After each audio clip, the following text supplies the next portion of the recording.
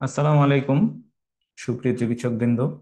Genesis BCS care পরিবারের পক্ষ থেকে আপনাদের সকলকে স্বাগতম। আপনারা যারা 48 স্পেশাল বিসিএস এ কঠিনতম একটা রিটেন পরীক্ষা এখানে উত্তীর্ণ হয়েছেন এবং ভাইবার জন্য সিলেক্টেড হয়েছেন, তাদেরকে আন্তরিকভাবে জেনেসিস বিসিএস কেয়ার পরিবারের পক্ষ থেকে আবারও অভিনন্দন এবং শুভকামনা, পাশাপাশি দোয়া। আপনাদের ভাইবা প্রিপারেশনকে একটা পর্যায়ে নিয়ে যাওয়ার জন্য, একটা স্টেজে নিয়ে যাওয়ার জন্য আমাদের জেনেসিস বিসিএস কেয়ার আপনাদের জন্য শুরু করতে যাচ্ছে স্পেশাল বিসিএস ভাইবা ব্যাচ। আমরা দুই ধরনের ব্যাচ এখানে আপনাদের জন্য রেখেছি। একটা হচ্ছে special BCS viva class batch, এবং হচ্ছে যারা শুধুমাত্র পরীক্ষা দিতে চায় তাদের জন্য special BCS viva mock batch. এই দুই আজকে মূলত আমাদের ওরিয়েন্টেশন হবে, দুই ব্যাচেরই ওরিয়েন্টেশন, তবে আমরা মূলত কথা বলবো ক্লাস রিলেটেড কথাবার্তা, এবং পরবর্তীতে আমরা আমাদের বক্তারা, আমাদের যারা স্পিকার আছেন, তারা ভাইবা কিভাবে প্রস্তুতি নেবেন, আপনি ভাইবা গ্রাউন্ডে গিয়ে আপনি কিভাবে আপনার ভাই আপনি হচ্ছে নিজেকে এক্সপ্রেস করবেন, কি বই পড়বেন, কিভাবে আপনি এই সংক্ষিপ্ত সময়ের মধ্যে একটা ভালো প্রিপারেশন নিয়ে ভাইবার জন্য প্রস্তুত হবেন, এ নিয়ে আজকের আমাদের সেশন এবং গুরুত্বপূর্ণ আলোচনা।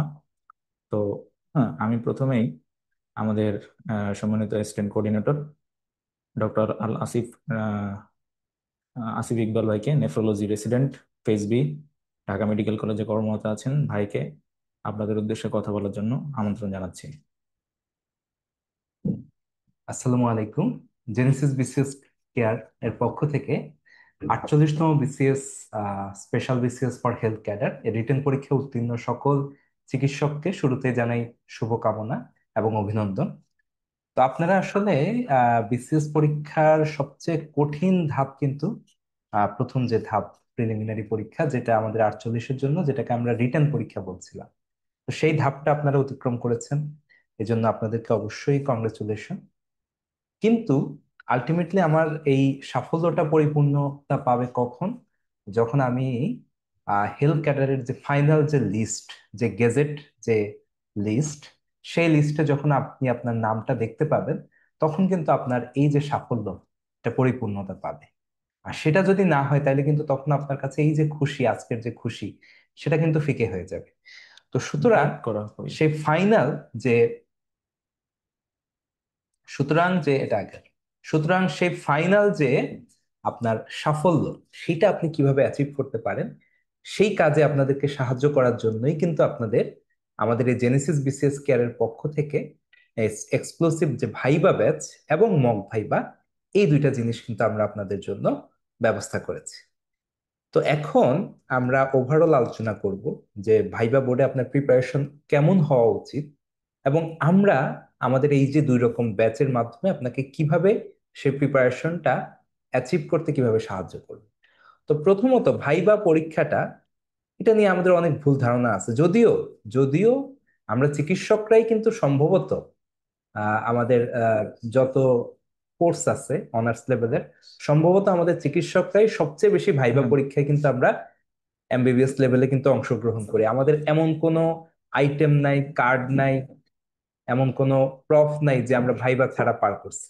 তো সুতরাং এটা কিন্তু মনে হইতেই পারে যে আরে আমি তো সারা জীবনে এত এত এত ভাইবা দিচ্ছি, আমার তো ভাইবার একটা গ্রিপ চলে আসছে।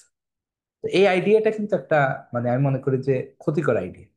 কারণ আমরা যে পরীক্ষার যে এমবিবিএস লাইফে যেই ভাইবা গুলো অ্যাটেন্ড করি, সেখানে কিন্তু আসলে অ্যাপিয়ারেন্স বলেন, অ্যাটিকুয়েট বলেন, ম্যানার বলেন, স্যারদের কিন্তু এত কিছু দেখার সময় নাই। স্যাররা দেখবো যে আপনি পারেন কিনা, আপনার বেসিক কেমন, আপনি কোশ্চেনের অ্যান্সার দিতে পারতেছেন কিনা, পারলে পাস, না পারলে ফেল, সোজা সাপটা। কিন্তু বিসিএস যখন আপনি ভাইবা দিতে যাবেন, সেখানে আপনি কি পারতেছেন আর কি পারতেছেন না, সেটার চেয়ে বেশি ইম্পর্টেন্ট হচ্ছে যারা ভাইবা বোর্ডের চেয়ারম্যান বা ভাইবা বোর্ডের পরীক্ষক, তারা দেখবে আপনি সরকারের একটা ফার্স্ট ক্লাস গেজেটেড অফিসার, মানে কি আপনি কিন্তু সরকারের প্রতিনিধি, জনগণের কাছে আপনি সরকারকে রিপ্রেজেন্ট করতেছেন। তো সেই গুরুদায়িত্ব পালন করার মতো ফিজিক্যাল অ্যান্ড মেন্টাল ক্যাপাসিটি আপনার আছে কিনা, ভাইবা বোর্ডে কিন্তু সেটা দেখা হবে। এটা দেখা হবে না যে বাংলাদেশের সংবিধান সম্পর্কে, আন্তর্জাতিক ভূরাজনীতি সম্পর্কে আপনার জ্ঞান কতটুকু, বা এমনকি আপনার মেডিকেল সায়েন্স সম্পর্কে জ্ঞান কতটুকু। এটার চেয়েও ইম্পর্টেন্ট হচ্ছে আপনি যেটা বললাম যে সরকারকে, রাষ্ট্রকে রিপ্রেজেন্ট করতে আপনি কতটুকু ক্যাপাবল। হ্যাঁ, তো সুতরাং আপনার যে প্রেজেন্টেশন, আপনার যে অ্যাপিয়ারেন্স, আপনার যে ম্যানার, আপনার যে অ্যাটিকুয়েট, সেটা হচ্ছে মূল পরীক্ষা, নট আপনার নলেজ। এই জন্যই আমি যেটা বলছি যে এখানে প্রফেশনাল পরীক্ষার প্রিপারেশনের মতো এখানে শুধুমাত্র আমি একটা বই মুখস্থ করে চলে যাব এবং বই থেকে পারলেই আমাকে স্যার ইয়া করে দিবেন, সুপারিশ করে দিবেন, ব্যাপারটা কিন্তু সহজ না। এই জন্য এই জায়গাটাতেই হচ্ছে আমাদের যে প্রফেশনাল পরীক্ষা, কার টার্ম আইটেম পরীক্ষার সাথে বিসিএস পরীক্ষার পার্থক্য, সেটা হচ্ছে এখানে নলেজের তো দরকার আছেই, নলেজ তো অবশ্যই দরকারি, কিন্তু নলেজটা সেকেন্ডারি, প্রাইমারি হচ্ছে যে আমার গেট আপ, অ্যাপিয়ারেন্স, এইসব কিছু। এবং যেটা সত্যি কথা যে হচ্ছে যে আপনার রানী এলিজাবেথ, কুইন এলিজাবেথের একটা বিখ্যাত উক্তি আছে। সেই উক্তিটা হচ্ছে যে মাঝে মধ্যে কিন্তু বিসিএস পরীক্ষায় আসে। সেটা কি বলছেন? বলছে যে a good face is the best letter of recommendation.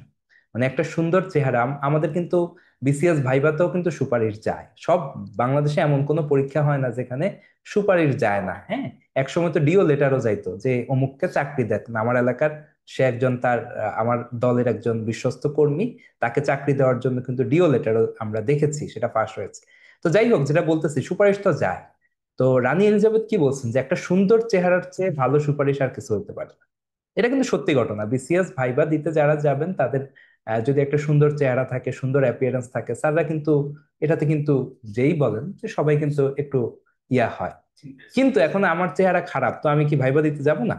এটা তো কিছু করার নাই, আল্লাহ আমাকে যেরকম বানাইছে, তো এই চেহারাটাকে আমি যতটুকু সম্ভব পলিশ করে কিন্তু আমি যাব, যেন আমাকে দেখে আছে যাই হোক খারাপ না লাগে, আমাকে দেখে কেন যেন স্যারের একটা ব্যাড ইমপ্রেশন তৈরি না হয়।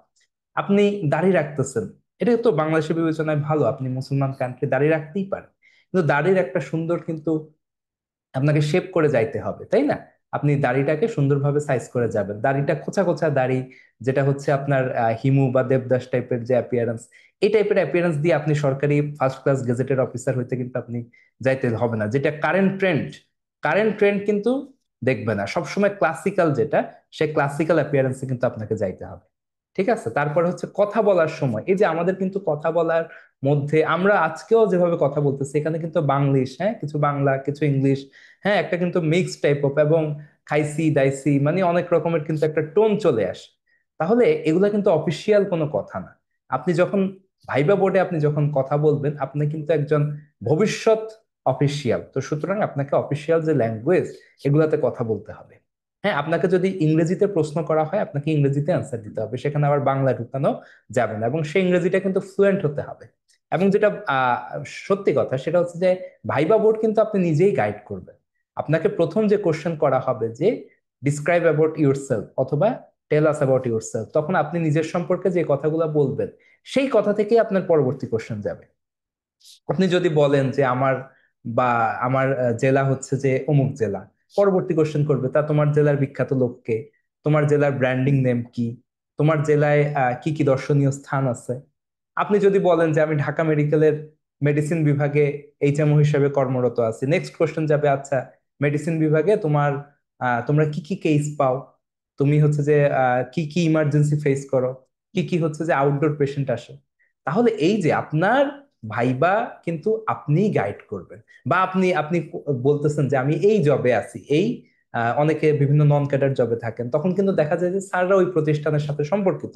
তখন স্যাররা বলেন হ্যাঁ ঠিক আছে, আরে তেল গ্যাস সংস্থা, ওখানে তো আমি একসময় ডেপুটেশনে ছিলাম, কি অবস্থা ওইখানের, এই এই স্যার কিন্তু আপনার চেয়ে হয়তো ওই প্রতিষ্ঠান সম্পর্কে বেশি জানেন। তো সুতরাং আপনি কি বলবেন আর কি আপনার হাতে রাখবেন। ভাইবা বোর্ডে আমি যেটা বলছি যে আপনি অনেক কিছু জানেন, কিন্তু আপনি টেকনিক্যালি আপনি জিনিসটাকে হ্যান্ডেল করতে পারেন না, আপনার ভাইবা কিন্তু খারাপ হবে। ভাইবা বোর্ডে কিছু ইনফরমেশন আপনি স্যারকে দিবেন, আর কিছু ইনফরমেশন আপনি নিজের কাছে রেখে দিবেন, যেটা দরকার হইলে আমি এটা অ্যাপ্লাই করব, দরকার না হলে অ্যাপ্লাই করব না, এটা আমার ট্রাম্প কার্ড। কিছু ইনফরমেশন আপনি লুকায় রাখবেন। এগুলাই হচ্ছে কৌশল। এই যে আমাদের কিন্তু আমরা ভাইবা ব্যাচটাকে এই জন্য এইভাবেই সেশন গুলা রেখেছি। এখানে অনেক জ্ঞানের কথা আমরা বলতে চাই না, জ্ঞানের কোনো শেষ নাই। আর সব পেরে যে আপনার ভাইবা হবে ব্যাপারটা এমন না, সব আপনি পারবেন না। আর স্যার যদি আপনাকে ফেল করাইতেই চায়, আপনাকে যদি পছন্দ না হয়, স্যার আপনাকে এমন কোশ্চেন করবে যে কোশ্চেন আপনি পুরা 14টা ভাইবা বই পড়ে গেলেও আপনি পারবেন না। সুতরাং আপনার কাজ হচ্ছে স্যারের কাছে একটা গুড ইমপ্রেশন তৈরি করা। সেটা তৈরি করলে স্যার দেখবেন যে মজার মজার গল্প করে আপনার সাথে ভাইবা শেষ। দেখবেন যে 15 মিনিট স্যার আপনার সাথে গল্প করছে, এরপর বলে যে ঠিক আছে তুমি যাও। আর আপনি যদি স্যার যদি আপনার উপরে কোনো কারণে ব্যাড ইমপ্রেশন তৈরি হয়, তখন দেখবেন যে এমন ডিপে আপনাকে ঢুকতেছে, আপনি আর কোনো কুল কিনারা খুঁজে পাবেন না। হ্যাঁ, এবং যখনই আপনি দেখবেন যে আপনার ভাইবা কঠিন হয়ে যাচ্ছে, আপনার ভাইবা ডিপে ঢুকতেছে, আপনি বুঝবেন যে না আমার কিন্তু কোনো একটা সমস্যা হয়েছে, নাইলে এত কঠিন কোশ্চেন করার কিন্তু কথা না। তো সুতরাং আসল কাজ ভাইবা বোর্ডে কিন্তু এটা টেকনিক্যাল কাজ। হ্যাঁ, এই জন্য আমাদের যে ভাইবা ব্যাচটা, এখানে প্রত্যেকটা ক্লাস দেখেন, এখানে আমরা অনেক কিছু আপনাকে শিখাই ফেলবো। আপনি তো যথেষ্ট জানেন বলেই বিসিএস প্রিলিমিনারি বা রিটেন পরীক্ষা উত্তীর্ণ হয়েছেন। আপনার নলেজের যে অনেক গ্যাপ আছে, বা আমরা যে 12টা সেশনে আপনার নলেজ বিশাল ইমপ্রুভ করে ফেলবো, সেটা আমাদের টার্গেট না। আমাদের টার্গেট হচ্ছে এই যে ভাইবা পরীক্ষার জন্য যে টার্গেটেড যে প্রিপারেশন দরকার, সেটা সম্পর্কে আপনাকে একটু ওয়াকিবহাল করা। আর বাকি কাজটা আপনাকেই করতে হবে। তো দেখেন আমাদের ক্লাসগুলো আমরা ওইভাবেই রেখেছি। আমাদের প্রথম সেশনটা হচ্ছে ম্যানার্স এন্ড অ্যাটিকুয়েট। এখানে কিন্তু ইন্ট্রোডিউস ইউরসেলফ, আপনি কিভাবে নিজেকে ইন্ট্রোডাকশন করবেন সেটা নিয়ে কথা থাকবে। আমাদের সেকেন্ড ক্লাস কি, এখানে হচ্ছে হেলথ সিস্টেম ইন বাংলাদেশ। এটাই হচ্ছে ভাইবা বোর্ডে কিন্তু মোস্ট ফ্রিকুয়েন্টলি আস্কড টপিক, যে তুমি যে হেলথ ক্যাডারের একজন মেম্বার হবা, এই হেলথ ক্যাডারে একদম নিচ থেকে উপরে পর্যন্ত অর্গানোগ্রামটা বলো। তারপরে হচ্ছে এই যে স্বাস্থ্য বিষয়ক বিভিন্ন প্রতিষ্ঠান, বিএমডিসি, তারপর হচ্ছে এই যে যখন যে প্রতিষ্ঠানটা আলোচিত হয়, যেমন কোভিড এর সময় খুব আলোচিত ছিল আইইডিসিআর, এখন যে প্রতিষ্ঠান আলোচিত সেটা নিয়ে কোশ্চেন করবে। তারপর স্বাস্থ্য রিলেটেড সরকারের যে নীতি, স্বাস্থ্য নীতি, স্বাস্থ্য আইন, চিকিৎসক সুরক্ষা আইন, এই যে আইনগুলা, এবং এসডিজি এমডিজি, এগুলাতে সরকারের কি অবস্থান, বাংলাদেশের কি অবস্থান, এগুলা হেলথ সিস্টেম ইন বাংলাদেশের আলোচিত বিষয়। তারপরে কিন্তু আমাদের সেশন আছে বাংলাদেশ বিষয়ে, বাংলাদেশের ইতিহাস, সাম্প্রতিককালে যে অভ্যুত্থান, সংবিধান, সংস্কার, বাংলাদেশের অর্থনীতি, বাংলাদেশের যে চ্যালেঞ্জ এবং বাংলাদেশের যে সম্ভাবনা, এগুলা নিয়ে 2টা সেশন থাকবে।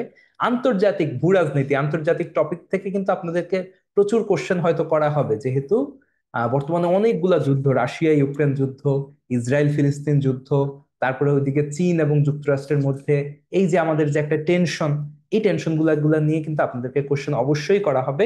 তো সেটা নিয়ে আমাদের সেশন থাকবে। আমাদের খুব একটা ক্রিটিক্যাল একটা সেশন থাকবে, আন্ডারস্ট্যান্ড ইউর ব্যাটেল গ্রাউন্ড। অর্থাৎ ব্যাটেল গ্রাউন্ড বলতে আমরা কি বোঝাচ্ছি, যে ভাইবা পরীক্ষা কিন্তু একটা যুদ্ধক্ষেত্রের মতোই।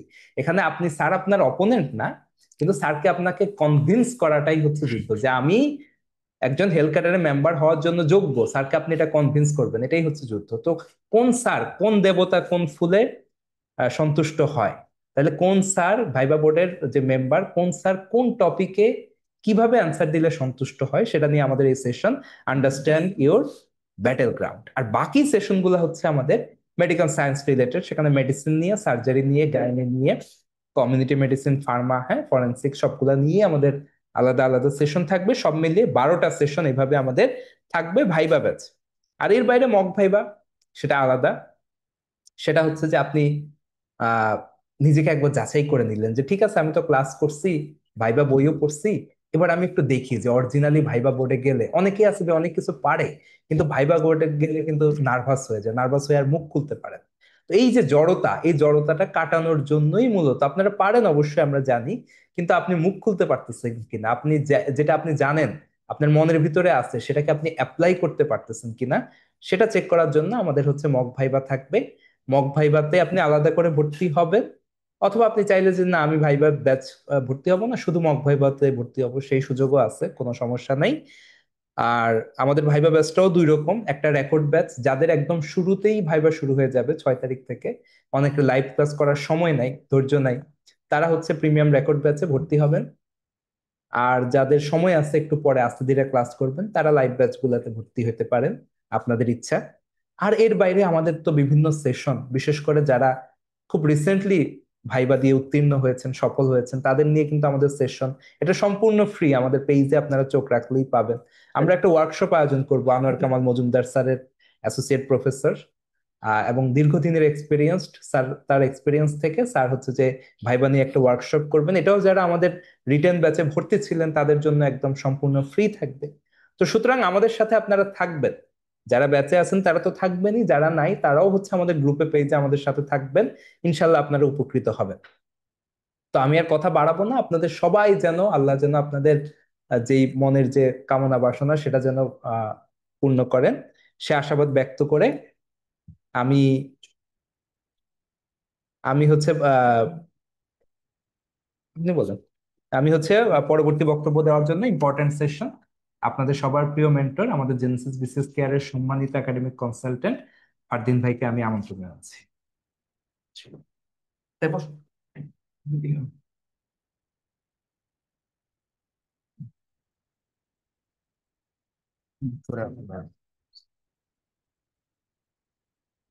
আসসালামু আলাইকুম সবাইকে। আহ, আবার একটু মাইলস্টোনের সবার নিহত আর আহতদের প্রতি সম্মান প্রদর্শন করি সেশনটা শুরু করছি। এখনো আমরা ঠিক মতো ওই শোকটা কাটিয়ে উঠতে পারিনি। পরিচয় দিয়ে নিই, আমার নাম ফারদিন শাহরিয়ার শুভ। আমি বিসিএস সাধারণ শিক্ষা ক্যাডারে কর্মরত, জেনেসিস একাডেমিক কনসালটেন্ট আর মেন্টর। ওকে, প্রথমেই ভাইবা নিয়ে কথা বলছি। আমাদের জেনেসিসের এই ভাইভা কোর্সটার মূল প্ল্যানটা হচ্ছে যাতে আমাদের প্রতিটা শিক্ষার্থী ভাইভা বোর্ডে ঢোকার আগে সর্বোচ্চ প্রিপারেশন নিয়ে, হ্যাঁ, প্রস্তুত করে আমরা পাঠাতে পারি। এটাই আমাদের হচ্ছে মেন ফোকাস। এই জন্য আপনাদেরকে আমরা এভাবে গাইডলাইন করব যাতে বিন্দু মাত্র আপনাদের মধ্যে গ্যাপ না থাকে প্রতিটা জিনিস সম্পর্কে। ভাইভা বোর্ড কেমন হবে বা আপনাদের কতটুকু প্রিপারেশন নেওয়া দরকার ছিল, জেনারেল সাইডে বলুন, মেডিকেল সাইডে বলুন, প্রতিটা জিনিসই আমরা যতগুলো লুপ আছে সেই লুপগুলোকে আমরা ফিল আপ করার জন্য সর্বোচ্চ এফোর্টটুকু দিব। এই জন্য আমাদের যে কোর্সগুলো আছে এগুলো সম্পর্কে আপনারা ডক্টর মোহাম্মদ সোহান ভাইয়ের থেকে ডিটেল জেনেছেন, আসিফ ভাইয়া অনেক কিছু বলেছে। এখন আমি আপনাদের ছোট ছোট কিছু কথায় ভাইভা বোর্ডে আপনারা কিভাবে প্রিপেয়ার হয়ে যাবেন আর কি কি জানলে ভাইভা বোর্ডে আপনাদের একটু ইতস্তত বোর্ড বা কনফিডেন্ট লো থাকবে না, এগুলো একটু শেয়ার করছেন। প্রথমত, ড্রেস আপটা। হ্যাঁ, সেদিনও বলেছিলাম ওই যে প্রিলিমিনারি প্রস্তুতি পরের দিনও, আজকেও রিপিট করি, ড্রেস আপটা অবশ্যই খুব সুন্দর করে যাবেন। ঠিক আছে? এখন আপনি হয়তো দাড়ি রাখতে পারেন, যে দাড়ি রাখেন হ্যাঁ ইসলামিক দৃষ্টিভঙ্গিতে, সে দাড়িটা সুন্দর মতো ছাঁটাই করে যান, হ্যাঁ কেটে যাবেন। আর যে দাড়ি রাখেন না সে অবশ্যই খোঁচা খোঁচা দাড়ি বা দাড়ি দেখা যাচ্ছে এরকম অবস্থায় যাবেন না, একদম ক্লিন শেভ অবস্থায় ভাইবা বোর্ডে ঢুকবেন। চুলটা 3-4 দিন আগে কাটবেন। এরকমও হয়েছে ভাইবা বোর্ডের আগের দিন চুল কেটে গেছে, স্যার বলছে তুমি যে আগের দিন চুল কাটছো এটা আমি বুঝতে পারতেছি, এটা নিয়ে স্যার পোক করছে। এইরকম অবস্থা আপনারা পড়েন না, আপনার চুলটা 3-4 দিন আগে কেটে যান। নখটাও কাটবেন ভালো মতো, এটা একটু দেখবেন।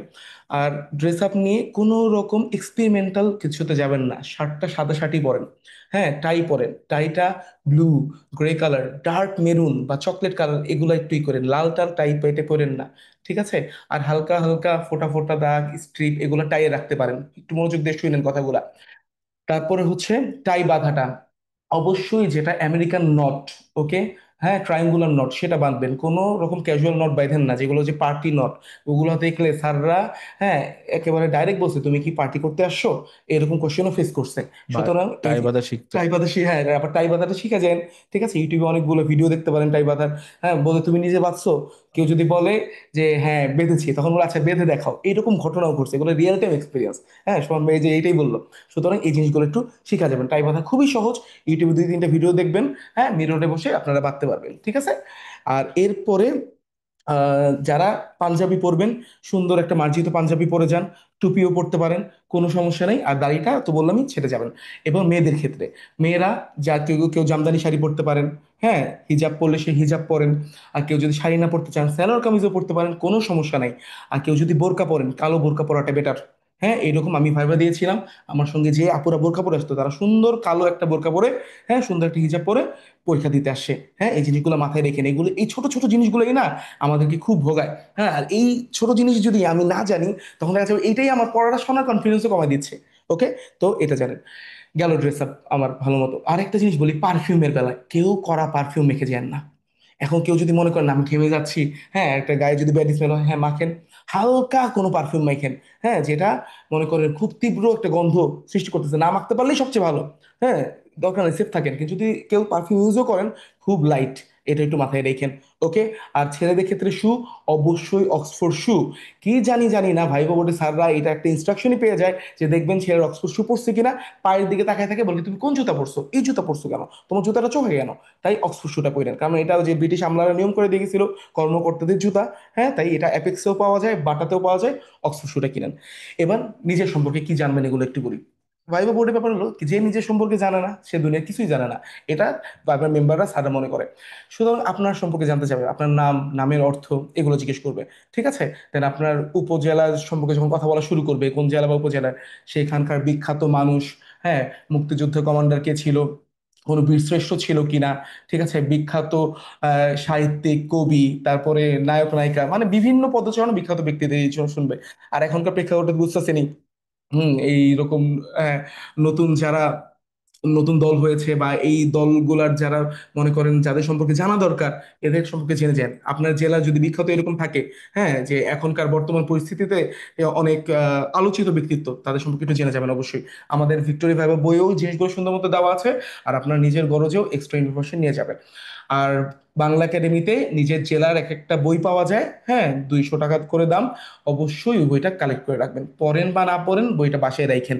2-1 পৃষ্ঠা উল্টালেও আপনার মধ্যে একটা, হ্যাঁ, যে সেলফ কনফিডেন্ট, এটা বিল্ড আপ হবে।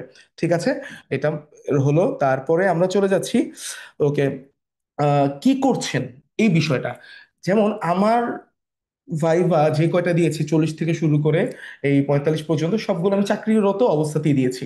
সুতরাং আমার ভাইভা গুলো এই কি চাকরি করছি না করছি এ নিয়ে আমার ম্যাক্সিমাম পোর্শনই কভার হয়ে গিয়েছে। সুতরাং আপনি যদি পোস্ট গ্রাজুয়েশনে কোনো কিছু থাকেন, মানে কোর্সে থাকেন, রেসিডেন্সিতে থাকেন, ডিপ্লোমাতে, যেখানেই থাকেন, এটা স্যাররা জিজ্ঞেস করুক বা না করুক, আপনি কমিউনিকেট করে আসার চেষ্টা করবেন। অবশ্যই বলে আসবেন যে আমি আছি। এইটাই আপনার একটা বিশাল একটা ভাইভা নাম্বার ক্যারি করবে, যে না ও তো কিছু করে, ও তো ক্যাডার হওয়ার ভালোই যোগ্য, ওরে দেই। হ্যাঁ, হ্যাঁ, এই জিনিসটা অবশ্যই বলে আসবেন। তারপরে হচ্ছে কোনো হসপিটালে এইচএমও আছেন, আরএমও আছেন, এগুলোও আপনি বলে আসার চেষ্টা করবেন। না বলে এসে পরীক্ষা হল থেকে বাইরে হন না, পরে আফসোস লাগবে যে আল্লাহ, আমি একটা কাজ করতাম বলি নাই। আপনি এই রোহিঙ্গা দিনে কাজ করছেন কক্সবাজারে, হ্যাঁ, ডাক্তাররা তো ওইখানে পোস্টিং হয়, গিয়েছেন কেউ, আপনি ওইটা বলেন, বলে আসেন। এগুলা অনেকটা অ্যাডভান্টেজ দেয়। ঠিক আছে, হ্যাঁ, এই জিনিসগুলো বলেন। আর অবশ্যই কনফিডেন্ট থাকবেন। মিন মিন পিন পিন চিন চিন করার কোনো সুযোগ নেই। আপনি ডাক্তার, আপনি এই পর্যন্ত আসছেন, বোর্ডের উনি, হ্যাঁ, খুব বড় ভয়ঙ্কর কোন কিছু হয়ে গেল, মহামানব, আর আপনি ক্ষুদ্র মানব, এরকম ভাবার কোনো কারণ নাই। আপনিও মানব, হাম্বল অবশ্যই থাকবেন, কিন্তু নিজেকে লো ফিল করাবেন না। লো যে ফিল করায় তার আসলে কোনো দুনিয়াতে দাম নাই। ঠিক আছে, ভাইবা বোর্ডে এরকম করবে। আপনি যদি কনফিডেন্ট ডাউন হন, সবচেয়ে হাম্বল মেম্বার যে, সেও আপনাকে দেখবেন কম নাম্বার দিচ্ছে, যে না ও তো কনফিডেন্টই নেই, ও তো একটা উপজেলার হেলথ কমপ্লেক্স চালাতে পারবে না, ওর কাছে রোগীরা এসে যখন মারামারি করবে, কাটাকাটি করবে, ও তো একটা জিনিস ট্যাকেল দিতে পারবে না। সুতরাং আপনার জন্য একটা ট্যাকেল দেওয়ার সিচুয়েশন আছে, আপনার মধ্যে যে একটা পার্সোনালিটি আছে, এই জিনিসটা ভাইবা বোর্ডে আপনি ফিল করে দিয়ে আসবেন। ঠিক আছে, আর তারপরে হচ্ছে যে জিনিসটা, আপনি এখন প্রতিদিন আপডেট থাকবেন। ঠিক আছে, আজকে থেকে আপনাদের জন্য একটা সেশন রাখবো প্রতি রাতে, হ্যাঁ, ডেইলি। বলে দিই আজকে, ডেইলি হচ্ছে ভাইভা বুস্টার। এখানে ভাইভায় যে জিনিসগুলো প্রতিদিন ধরে বোর্ডগুলোতে, সেই জিনিসগুলো দেওয়া হবে, সর্বোচ্চ 10টি তথ্য। এই জিনিসগুলো আমরা ভাইবার আগের দিন, মানে শেষ হওয়ার দিন পর্যন্ত দিয়ে থাকবো জেনেসিস থেকে। হ্যাঁ, এই জিনিসগুলো আপনারা দেখে যাবেন। সেইখানে গুরুত্বপূর্ণ জিনিসটা কি, স্যাররা প্রতিদিন কিছু পড়ুক বা না পড়ুক, পত্রিকাটা পড়ে। পত্রিকা পড়ে না, স্যারদের জিজ্ঞেস করতে ইচ্ছে করে আজকের আরবি মাসের দিন কোনটা, হ্যাঁ, বাংলা মাসের দিন কোনটা। এই তথ্যগুলো থেকে শুরু করে প্রতিটা জিনিসই আমাদের এখানে দেওয়া থাকবে। এই জিনিসগুলো আপনারা অবশ্যই দেখে যাবেন। তারপরে হচ্ছে যে জিনিসটা আপনারা ভালো করেই করবেন, এটা হচ্ছে বাংলাদেশের ছোট থেকে বড় যত অর্জন আছে এগুলো জেনে যাবেন। যেমন আমার ভাই বাবুর একটা রিয়েল টাইম এক্সপিরিয়েন্স বলি। এইখানে সৈয়দ গোলাম ফারুক ভুইয়া স্যার জিজ্ঞেস করছিল যে সৌর বিদ্যুৎ বাংলাদেশে কয়বার প্রকল্প গ্রহণ করা হয়েছিল। ঠিক আছে, আমি বলছিলাম স্যার সম্ভবত 2বার। তা বল কি সম্ভবত নাকি শিওর আপনি? আমি বলছি, স্যার আমি শিওর না সম্ভবত। আচ্ছা বলে 2বার কি কি? আমি স্যার আমি জানি ময়মনসিংহে একটা আছে, আর গাইবান্ধার সুন্দরপুরে নতুন রেখা আছে। বলে ভেরি গুড। এইটা পরে আমার মনে হচ্ছে বড় না লাখ ফেভার করে গেছে।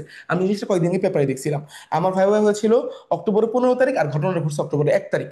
ঠিক আছে, সুতরাং আপনার প্রতিদিনের একটা পত্রিকা অবশ্যই পড়বেন, যে কোনো পড়েন। এখনকার প্রেক্ষাপটে যেসব পত্রিকা গুরুত্বপূর্ণ, ওগুলো পড়তে পারলে আরো ভালো। তাহলে বুঝতে দিতে পারতেছেন বোর্ড মেম্বাররা যে যে পত্রিকা পড়তে পারে, এটা আপনার ধারণা নিয়ে নেবেন। অবশ্যই আমরাও আপনাদের জানাবো, ওই পত্রিকাগুলো পড়বেন। আর প্রতিদিন একটা খবর অবশ্যই দেখবেন, দিনের একবার। আর বেশি দেখার দরকার নেই। আর সারাদিনই ওই যে সাম্প্রতিক জানলাম জানলাম এগুলোও দরকার নেই, অন্য বিষয়গুলো দেখবেন। ঠিক আছে, এইভাবে একটাই করেন। এখন আমি কয়েকটা ইনস্ট্রুমেন্টাল গাইডলাইন দিই, এটা হচ্ছে আমাদের মেম্বারদের সম্পর্কে। ওকে, ঠিক আছে, এটার একটা আমার একটা বড় সেশন আছে, প্রতিটা মেম্বার সম্পর্কে ডিসকাস করবো এই সেশনে। এখন আমি কয়েকজন সম্পর্কে একটু বলি। যেমন 2জন ডাক্তার সম্পর্কে সবার আগে বলবো। অধ্যাপক ডাক্তার এটিএম ফরিদউদ্দিন স্যার। ঠিক আছে, উনি বোর্ডে কি প্রশ্নগুলো করে বলি। স্যারের ব্যাপারটা হচ্ছে স্যার আসলেই অনেক জানে, এবং আপনাকে ভাইবা বোর্ডে দেখাবে স্যার অনেক জানে। সুতরাং আপনি স্যারের থেকে বেশি জানেন এটা যদি শো করতে চান না, এটাই স্যারের কাছে কেমন যেন একটা নেগেটিভ ই। স্যার যখন বলবে যে এই এই তথ্যগুলো এটা আপনি কি জানেন, আপনি হ্যাঁ সুন্দর মতো বলবে জানেন, তার সঙ্গে একটা সিঙ্ক্রোনাইজেশন ওয়েতে আপনি যদি তথ্য আদান প্রদান করতে পারেন, তখন বুঝে নেবেন আলহামদুলিল্লাহ আমি বোর্ড থেকে খুব সুন্দর মতো বের হতে পারবো। ওকে, সুতরাং স্যারের এই যে অ্যাট্রিবিউট, এইটা আপনি ভালো মতো জানবেন। এরপরে আরেকজন ডাক্তার আছে, ডাক্তার আমিনুল ইসলাম স্যার। স্যারের সবচেয়ে প্রিয় প্রশ্ন হচ্ছে এসডিজি এমডিজি। বোর্ডে এমন কোনো দিন নাই স্যার এসডিজি এমডিজি থেকে প্রশ্ন করেনি, আর উনি টু দ্য পয়েন্টে উত্তর খুব পছন্দ করে। ওকে, দেন হচ্ছে এক্সট্রা কারিকুলার অ্যাক্টিভিটি আপনি কি করেছেন, আমিনুল ইসলাম স্যারের খুব প্রিয় একটা প্রশ্ন, সুতরাং এই জিনিসগুলো জানবেন। তারপর হচ্ছে ডক্টর মোহাম্মদ শরীফ হোসেন স্যার, উনি আমার ঢাকা বিশ্ববিদ্যালয় অ্যাকাউন্টিং ডিপার্টমেন্টের প্রফেসর ছিল। হ্যাঁ, স্যারের আন্ডারে আমি থিসিসও করেছি। স্যারের সম্পর্কে দুইটা কথা বলি। স্যার ইকোনোমেট্রিক্সের উপর পিএইচডি করছে, সুতরাং ইকোনোমেট্রিক্স স্যারের খুব প্রিয় একটা সাবজেক্ট। ঠিক আছে, আর স্যার কোনো একটা কারণে না ইঞ্জিনিয়ারদের অত পছন্দ করে না। এটা 44তম বিশেষ ভাইবা যারা আমরা দিছি দেখছি, দেখছি ইঞ্জিনিয়ারদের স্যার না অনেক উল্টাপাল্টা প্রশ্ন করছে, ই করছে, এখন কিভাবে বলি একদম ইতে। এখন ডাক্তারদের সম্পর্কে স্যারের এই কি এটা বলতে পারবো না, আশা করি ডাক্তারদের সম্পর্কে স্যার এত করবে না, তবুও আপনার একটা সেফগার্ড বা ভ্যানগার্ড নিয়ে যাবেন। ওকে, স্যারেরও একটা অ্যাটিটিউড হচ্ছে স্যার সব জানে, সব পারে, ওনার থেকে পারার লোক দুনিয়াতে নাই। ঠিক আছে, ওইভাবে স্যারকে একটু ট্যাকেল করেন। হ্যাঁ, মানে একটু সাবধানতার সঙ্গে ওনার বোর্ডে আপনারা যারাই পড়বেন, ঠিক আছে, একটু করবেন। ঠিক আছে, স্যারের সঙ্গে মানে বলে না যে একটা মানে ডিবেটে গেলাম, এইরকম কোনো কিছু হ্যাঁ করার কোনোই দরকার নাই। ঠিক আছে, মানে কোনোভাবেই শরীফ স্যারের সঙ্গে ডিবেটে যাবেন না। ঠিক আছে, একটা ছোট গল্প বলে শোনাই আপনাদের। একবার আমাদের একটা মিড টার্ম পরীক্ষার সময় একটা ছেলে হ্যাঁ মোবাইল নিয়ে দেখতেছিল। ওকে, স্যার ধরে ফেলছে। সবাই ভেবেছিল স্যার ওকে রাস্ট্রিকেট করে দিবে, ওকে সেমিস্টার দিবে না। কিন্তু কোনো এক কারণে ছেলেটা প্রচুর হাম্বল হয়ে স্যার বলছে আমি তোমার এখন জিরো দিব, বের করে দিব। ও যা বলতে স্যার শুনতেছিল, ওই করে নাই, কই দিব, ও বলছে স্যার আপনি যেটা খুশি করেন। হ্যাঁ, পরে ছেলেরা সেমিস্টার ড্রপ করে নাই, খালি মিড টার্মে জিরো দিছিল। সুতরাং স্যার যদি যেটা বলে ওটা যদি আপনি স্যারের সঙ্গে যে বলেন তালের সঙ্গে তাল মিলে চলে আসতে পারছি, আপনার ভাইবা আলহামদুলিল্লাহ ঠিকঠাক। এবার আমরা একটু সাব্বির আহমেদ চৌধুরী স্যার সম্পর্কে জানি, ওনার নাম হচ্ছে সাব্বির আহমেদ চৌধুরী। দেখেন স্যারদের নামও একটু ভালো করে জানবেন, সাথে তালিবাস দিয়ে লেখা ওনার নামটা।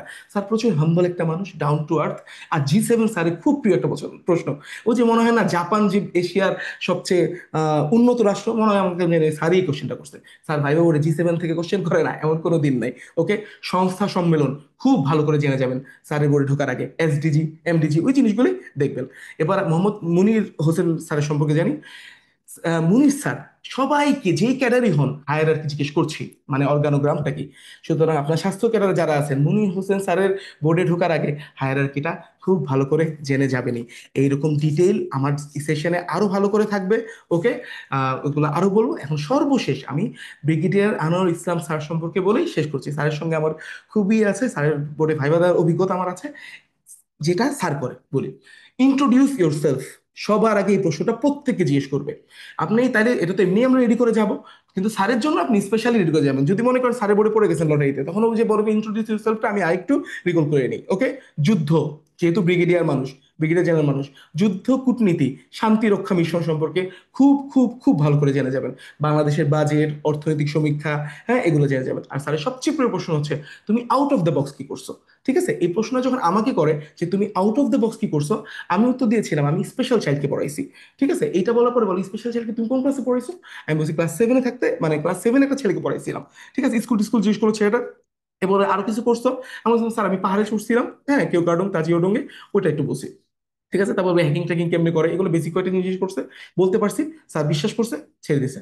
ঠিক আছে, এভাবেই যাবে। তো আপনারা যদি বোর্ড মেম্বার সম্পর্কে খুব ভালো করে একটা সম্যক জ্ঞান নিয়ে যান, আপনি ভাইভা বোর্ডের মানে ভাইভার প্রিপারেশন আপনার 70% ক্লিয়ার, বাকি 30% হচ্ছে আপনার জ্ঞান। তো সুতরাং এই কয়দিন নলেজ বাড়ান, সাম্প্রতিক জানেন, বেসিক তথ্যগুলো জানেন, আপনার নিজের সাবজেক্ট সম্পর্কে ভালো করে জানেন। তো এ বলে আমি আমার বক্তব্য শেষ করছি। সবাইকে ধন্যবাদ, আসসালামু আলাইকুম। ধন্যবাদ ফারদিন ভাইকে। ফারদিন ভাই রিসেন্ট 45তম ভাইবা অ্যাপিয়ার করে এসেছেন। উনি জানেন আসলে বর্তমান ভাইবার পরিস্থিতি বা ভাইবা বোর্ডের অবস্থা কিরকম, ভাইবার এনভায়রনমেন্টটা কিরকম। সুতরাং উনার সেশন থাকবে আমাদের ক্লাসে। তো কয়েকজন কোশ্চেন করেছেন, আমি একটু কোশ্চেন গুলো আনসার দিতে চেষ্টা করি। বিশেষ করে অনেকে ড্রেস আপ নিয়ে কথা বলেছেন। এখানে ড্রেস আপটা হচ্ছে আপনি ফিমেলদের ক্ষেত্রে যে নিকাব পরবেন কিনা বা শু পরতে হবে কিনা বা হিজাব পরা মাস্ট কিনা, এইটা আসলে কোনোটাই বাধ্যবাধকতা না। আপনি যারা হিজাব রেগুলার পরেন তারা সেভাবেই হিজাব পরবেন, নতুন করে যারা হিজাব পরেন না তাদের মনে হয় প্রয়োজন নাই, রেগুলার আপনি যেভাবে যান সেভাবেই। কালার এখানে একটা বিষয়, যে আপনি কোন কালার, এখানে খুব শালীন একটা কালার যে খুব মানে আপনার মানে আপনার দৃষ্টিকটু না হয়।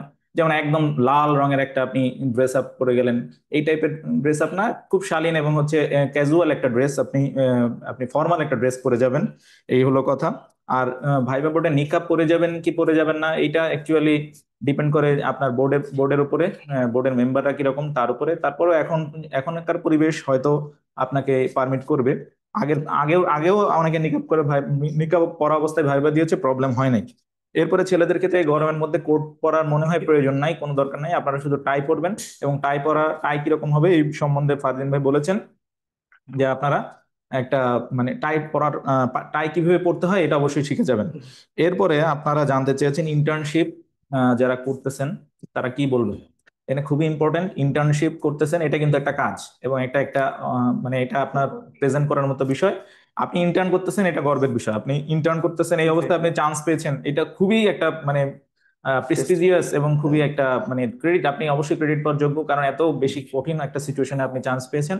সুতরাং কনফিডেন্ট লো করবেন না, এবং আপনাদের ইন্টার্নশিপ করা অবস্থায় বা এরপরে কি হবে এইসব নিয়ে চিন্তা করবেন না। আপনি ম্যাক্সিমাম প্রিপারেশন নেন, ভাইবা বোর্ডে ফ্লুয়েন্টলি আপনি কথা বলবেন।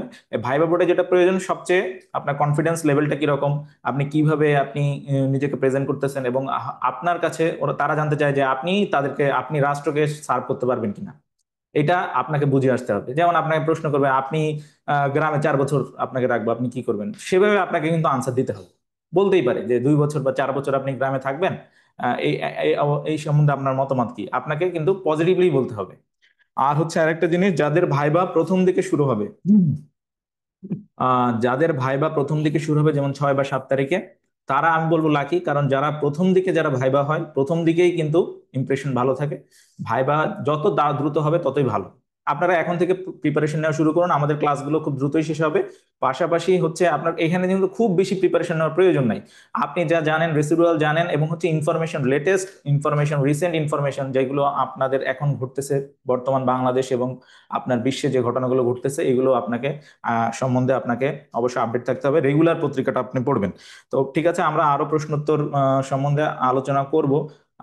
হবি বা বই পড়া, এটা এটা বলা ভালো, হবি সম্বন্ধে জিজ্ঞেস করতে পারে, আপনি গার্ডেনিং করেন বা আপনি হচ্ছে বই পড়েন বা আপনি ট্রাভেলিং করেন, এই ধরনের বলতে পারে। কিন্তু সেক্ষেত্রে আপনাকে যেমন আপনি যদি বই পড়েন, এই বই পড়া সম্বন্ধে আপনাকে কিন্তু তারা একটু ভিতরে ঢুকে যেতে পারে। ট্রাভেলিং যদি বলেন, আপনি কোন জায়গায় গিয়েছেন, ওই জায়গার গুরুত্ব কি সে সম্বন্ধে বলতে পারে। তো ঠিক আছে, এই সম্বন্ধে আমাদের সেশন হবে। এই পর্যায়ে আমি জেনেসিস এর অত্যন্ত জনপ্রিয় মেন্টর আমাদের শ্রদ্ধেয় ডক্টর কামাল ভাইকে আপনাদের উদ্দেশ্যে কথা বলার জন্য, এবং ভাইবা সম্বন্ধে, ভাইবার যে যুদ্ধক্ষেত্রটা আপনারা কিভাবে আহ আপনি জয়লাভ করে আসবেন, এই সম্বন্ধে কথা বলার জন্য শ্রদ্ধেয় ডক্টর কামাল ভাইকে আমি আমন্ত্রণ জানাচ্ছি।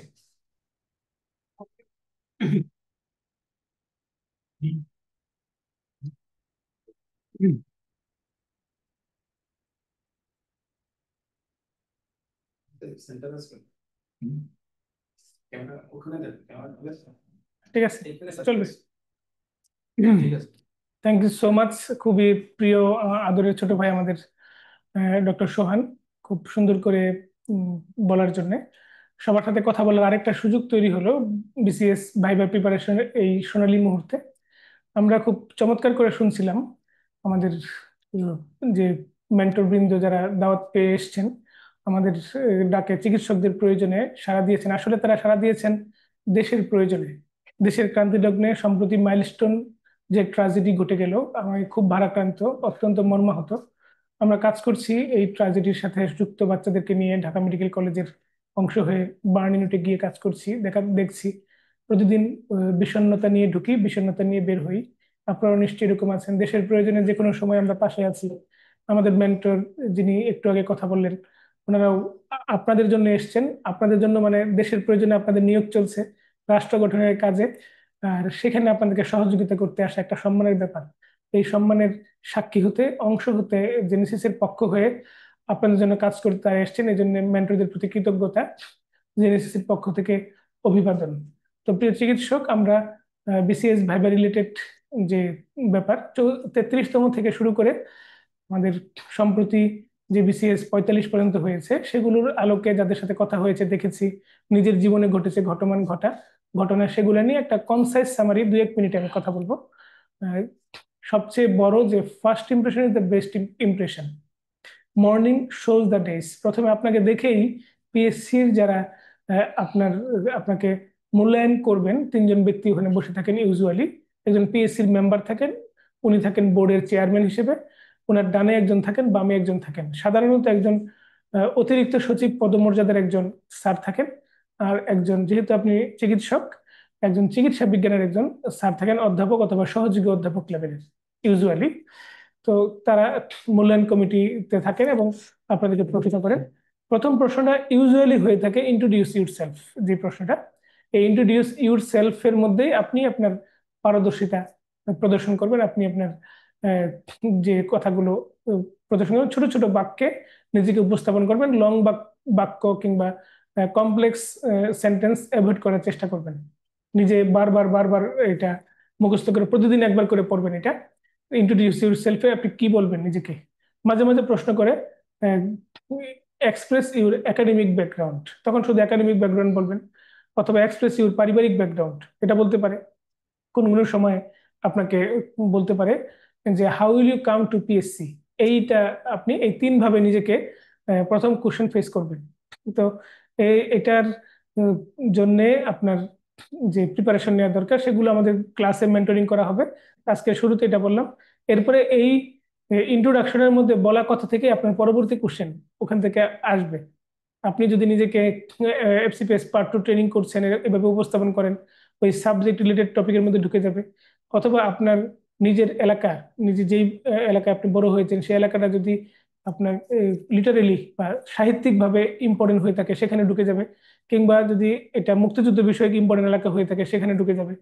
কিংবা আপনার মেডিকেল কলেজের নাম যদি আহ, মুক্তিযুদ্ধের সাথে সম্পৃক্ত এলাকার মধ্যে হয়ে থাকে, মেডিকেল কলেজের মধ্যে ঢুকে যাবে। কিংবা ওখানকার মেডিকেল পার্সন যদি আপনার কোনো স্যারকে চিনেন সেখানে ঢুকে যাবে। এইভাবে তথ্যের মধ্যে ঢুকে মূলত ইন্ট্রোডাকশনের মধ্যে একটা ক্লু থাকবে, সেই ক্লু থেকে ওখানে ঢুকে গিয়ে আপনাকে পরবর্তী প্রশ্ন করা শুরু করবে। ইউজুয়ালি একাডেমিক গ্রাউন্ডের দিকে ঢোকার চেষ্টা করে। অনেকেই বলে যে আপনি এখন কি করছেন? স্যার আমি বিসিএস এর প্রিপারেশন নিচ্ছি। এই উত্তরটা মানে অসুন্দর উত্তর, মানে একেবারে অসুন্দর। এবং মানে আপনি হয়তো ভাবছেন এটা বললে হয়তো তারা মানে সিম্পেথি গ্রো করবে বা ইম্পেথি গ্রো করবে, আপনার উপর ইন্টারেস্ট হবে। তারা এতে আপনার উপর ডিসইন্টারেস্টেড হবে এবং আপনার প্রতি আহ, মানে করার চেষ্টা করবে। তারা মনে করবে যে ও মানে ম্যাচিউর উত্তর দিচ্ছে না। একজন চিকিৎসক হিসেবে আপনি তো ছোট মানুষ, আমি জানি আমাদের কাছে আপনি ছোট, আহ, একদম নবীন। আপনাকে আমরা ভালোবাসি, আদর করি। কিন্তু ওনাদের কাছে ওনারা মনে করেন এমবিবিএস পাশ করছে মানে সে অনেক দায়িত্ব নিয়ে বড় হয়েছে। তো এই জন্য দায়িত্বপূর্ণ আচরণ তারা প্রত্যাশা করে। আপনি বলবেন এখন আপনি কি করছেন বললে আপনি বলবেন স্যার এমবিবিএস পাশ করার পর আমি বেসরকারি হাসপাতালে ডিউটি করি, অথবা আমি প্রাইভেট ক্লিনিকে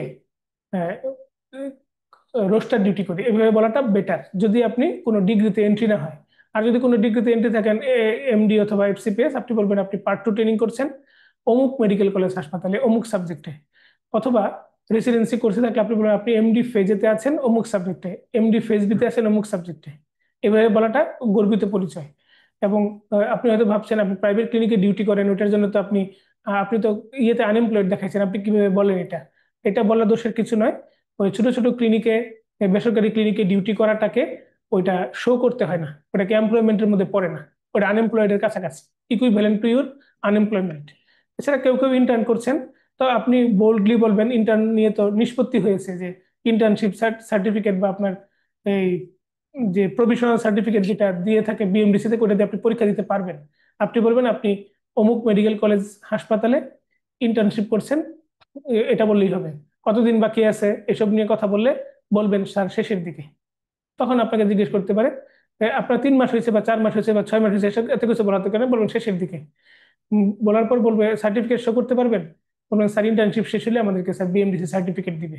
এই তো সেটেলড ইস্যু, এখানে তো আর তেমন কিছু বলার স্কোপ নেই। এরপরে আপনি পড়া প্রশ্ন সিক করবে, আগাবেন আগাবেন।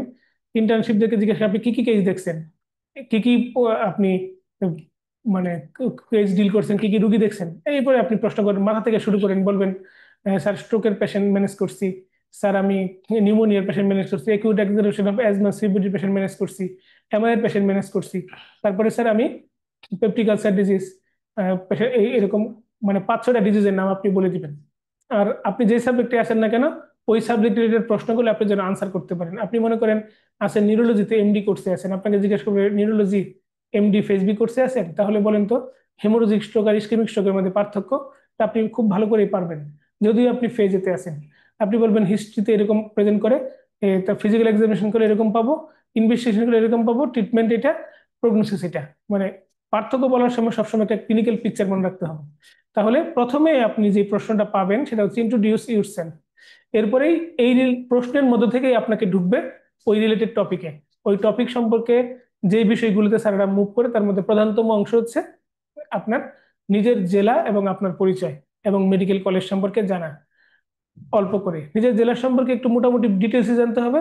যদি নিজের জেলার বিখ্যাত ব্যক্তি কারা এরকম পরিচয় জিজ্ঞেস করে, বিখ্যাত 5 জন ব্যক্তির নাম বললে আপনি গুনে গুনে সাহিত্যিকদের নাম বলার চেষ্টা করবেন। আপনি চাইবেন সাহিত্য বা পলিটিক্যালি বর্তমান সময়ে আলোচিত ব্যক্তির নাম বলার দরকার নেই। পুরনো পলিটিশিয়ানদের নাম বলতে পারেন, ব্রিটিশ আমল কিংবা আহ, আপনার ইন্ডিয়ান সাবকন্টিনেন্ট যখন ছিল তখন সেই আমল, এইসব ব্যাপার বলাটা ভালো। সাহিত্যিকের মধ্যে থাকার পরে এটা ভালো, গল্পকার, ছড়াকার কিংবা ওইরকম বিখ্যাত সাহিত্যিক ব্যক্তির নাম বলতে পারলে ভালো। আপনি এটা উইকিপিডিয়াতে খুঁজতে পাবেন বা বাংলাদেশের যে ওয়েবসাইট আছে পিপিলিকা, সেখানে খুঁজলে আপনি আপনার জেলা সম্পর্কে 50-60 পেজের আলোচনা পেয়ে যাবেন। এছাড়া দোকানে ঘুরলে বিভিন্ন ইয়েতে ঘুরলে দেখবেন নিজের জেলার পরিচিতি সম্পর্কে 250-300 পেজের বই জেলা প্রশাসন বের করে থাকে। ওগুলো আপনি কিনলে পাবেন 250 থেকে 300 টাকা দাম। আপনি ওটা পড়ে নিলেই নির্দিষ্ট ছন্দবদ্ধ এই আলোচনা পড়বেন। আপনার জেলায় বিখ্যাত পত্রিকা কি কি প্রচারিত হয়, ওই মুক্তিযুদ্ধের সময় কোনো পত্রিকা প্রকাশিত হইতো কিনা বা কোনো ক্রোড়পত্র ছিল কিনা, এগুলো থাকতে পারলে খুব ভালো। আহ, নিজের জেলার বিখ্যাত সাহিত্যিকের জীবন কর্ম নিয়ে সামান্য একটু পড়াশোনা করবেন। আপনার নামের সাথে মিল রেখে বিখ্যাত ব্যক্তি, অখ্যাত ব্যক্তি, আপনার জেলার নদ নদী এই সম্পর্কিত ধারণা নিলেই আপনার জেলা সম্পর্কে পড়াশোনা মোটামুটি কমপ্লিট। এরপরে আপনি আসবেন আপনার যদি কোনো কোর্সে থাকেন কোর্স রিলেটেড পড়াশোনা, আর কোর্সে না থাকলে আপনার ভবিষ্যৎ প্ল্যান কি, আপনি যেটাতে কেরিয়ার করতে চান, যেটা সহজ সেটাতে কেরিয়ার করারই প্ল্যান করবেন পরীক্ষার হলে। আহ, মনে করেন আপনার মেডিসিনের ব্রাঞ্চ কার্ডিওলজি বলেন, তখন চলে যাবে কার্ডিওলজি, ইলেকট্রোফিজিওলজি, অনেক কিছু। ভাগ্যিস ওখানে যদি কোনো কার্ডিয়াক স্যার থাকে কার্ডিওলজির, ওই প্রশ্নগুলো দেখবেন আপনার কাছে বিব্রত লাগছে, এই জন্য আপনি পিওর মেডিসিনের মধ্যে থাকেন, স্যার মেডিসিন রিলেটেড প্রশ্ন করবে। মনে রাখবেন মেডিসিনের সকল ব্রাঞ্চে কেরিয়ার করার আগে প্রতিটা পার্সন মেডিসিনালিস্ট। আগে মেডিসিনে 2 বছর ট্রেনিং করার পরে অন্য ব্রাঞ্চে যেতে হয়, এই জন্য মেডিসিনে থাকাটাই বেটার। সার্জারির যে কোনো ব্রাঞ্চে কেরিয়ার করতে গেলে আপনি প্রথমে জেনারেল সার্জন, এরপরে ব্রাঞ্চ স্পেশালিস্ট। এই জন্য সার্জারির ব্রাঞ্চে কেরিয়ার না বলে আপনি বলবেন, আপনি হয়তো নিউরো সার্জন হতে আপনি বদ্ধপরিকর, আপনি বলবেন স্যার আমি ভবিষ্যতে সার্জন হতে চাই, আগে তো সার্জন পরে না হয় নিউরো সার্জন। অথবা আপনি গাইনোকোলজিস্ট হতে চান, আপনি বলবেন স্যার আমি গাইনোকোলজিস্ট হতে চাই। বেসিক সাবজেক্টে কেরিয়ার করতে চান, স্যার আমি ফিজিওলজি নিয়ে ভবিষ্যতে পড়তে চাই, আমি স্যার বায়োকেমিস্ট্রি নিয়ে পড়তে চাই। ফিজিওলজি বায়োকেমিস্ট্রি আবার ফিজিওলজি ডিপ থেকে ডিপে ঢুকে ঢুকে যাওয়া সম্ভব। এই জন্য মেডিসিন, সার্জারি, গাইনি, পেডি এই 4টা যে থাকাটাই ভালো যদি আপনার কোনো কেরিয়ারে এন্ট্রি নেওয়া হয়ে থাকে। আর যদি বলে ইন্টার্নশিপে বা কি কি রুগী আপনি দেখছেন, কি কি রুগী আপনি বা আপনি জিপি করেন, আপনাকে বললেন যে আপনি কি করেন, এখন আপনি এই মুহূর্তে আপনি কি কাজ করছেন, আপনি এমবিবিএস পাস করেছেন, কোনো জবে ঢুকেন নাই, স্যার আমি জিপি করি, এটা অত্যন্ত গর্বিত পরিচয়, এটা কোনো আপনার কোনো পরিচয় নয়। অনেক আমাদের, আমি যখন পরীক্ষা দিয়েছিলাম তখন আমাদের একজন স্যারের বাবা জিপি করতেন, পিএসসির মেম্বার স্যারের বাবা জিপি করতেন, ও ও একজন পিএসসির মেম্বার ছিলেন। জিপি করা একটা গর্বিত পরিচয়, একটা মানে এটা একটা মানে অনেক সম্মানের চোখে দেখা হয়। আমি একজন স্টুডেন্টের মাঝে মাঝে ইনফ্লুয়েন্স করি, ইন্সপায়ার করি, তার বাবা পুলিশের অনেক বড় একজন কর্মকর্তা।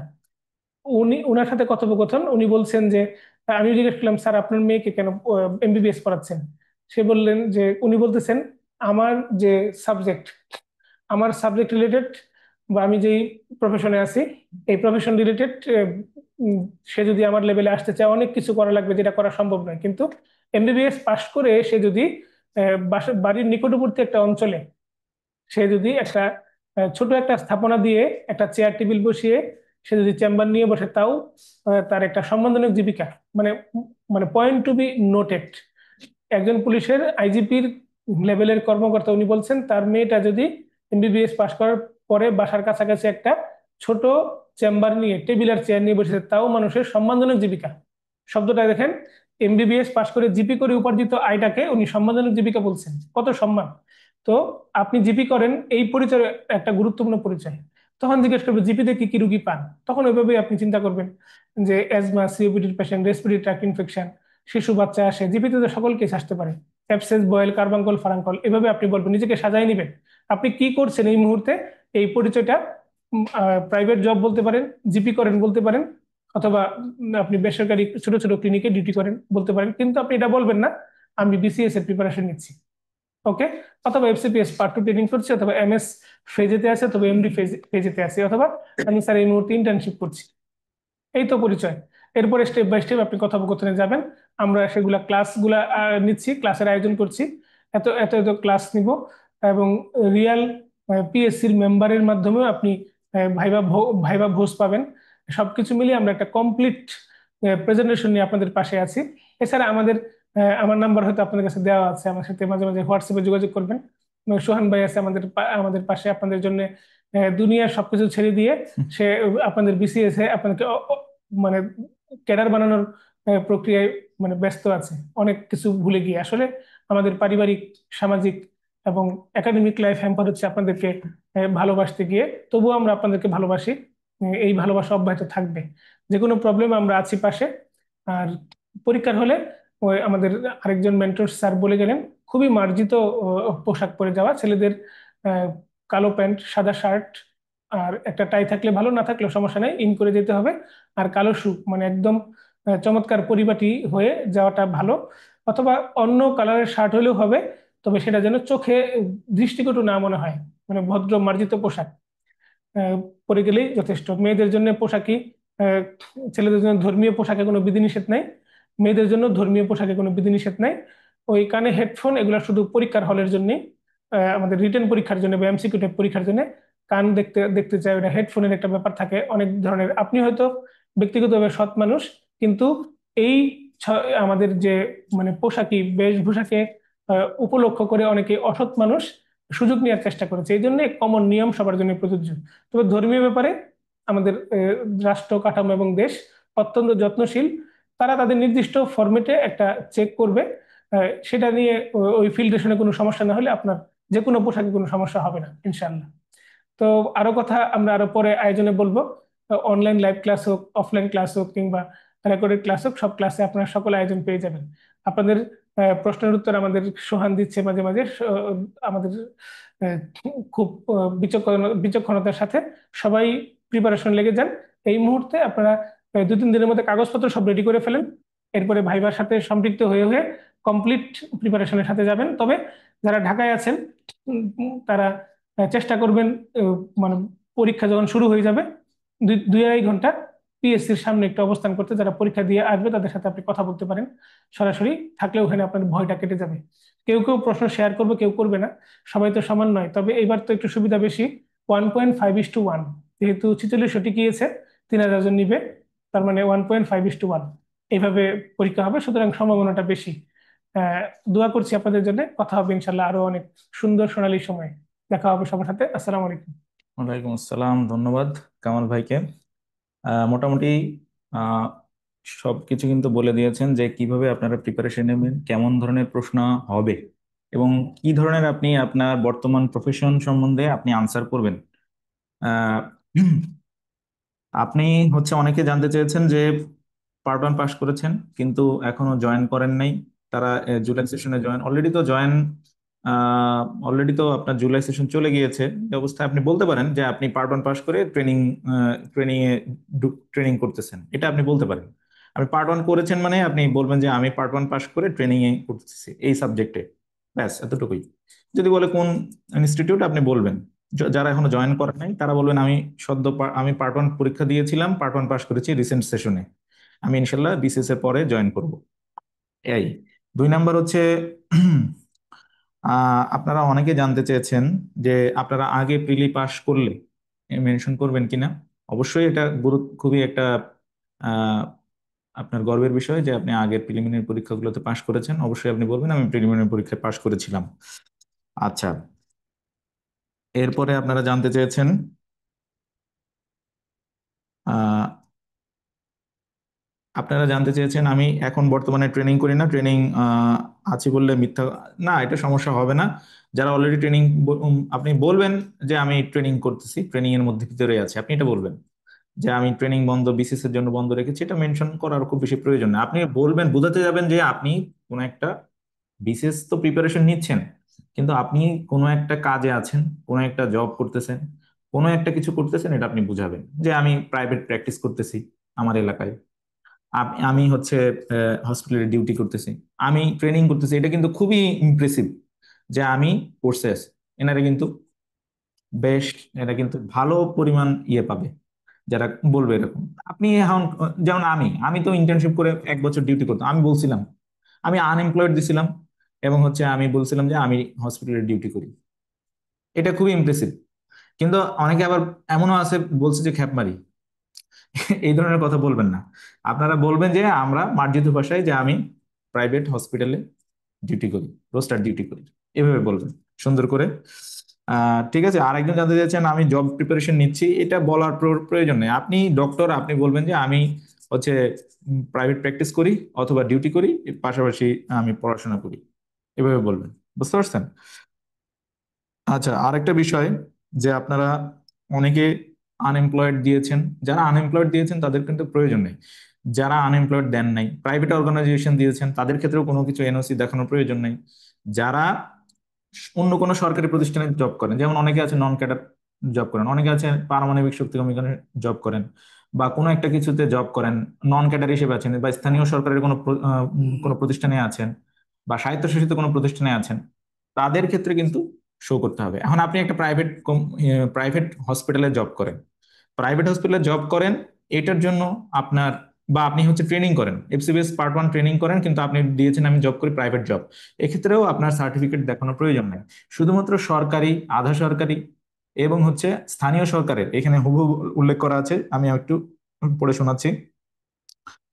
যারা হচ্ছে বর্তমানে সরকারি, আধা সরকারি, স্বায়ত্তশাসিত শাসিত বা স্থানীয় সরকার সংস্থার চাকরিতে নিযুক্ত আছেন, তাদের ক্ষেত্রে আপনার ক্লিয়ারেন্স সার্টিফিকেট শো করতে হবে।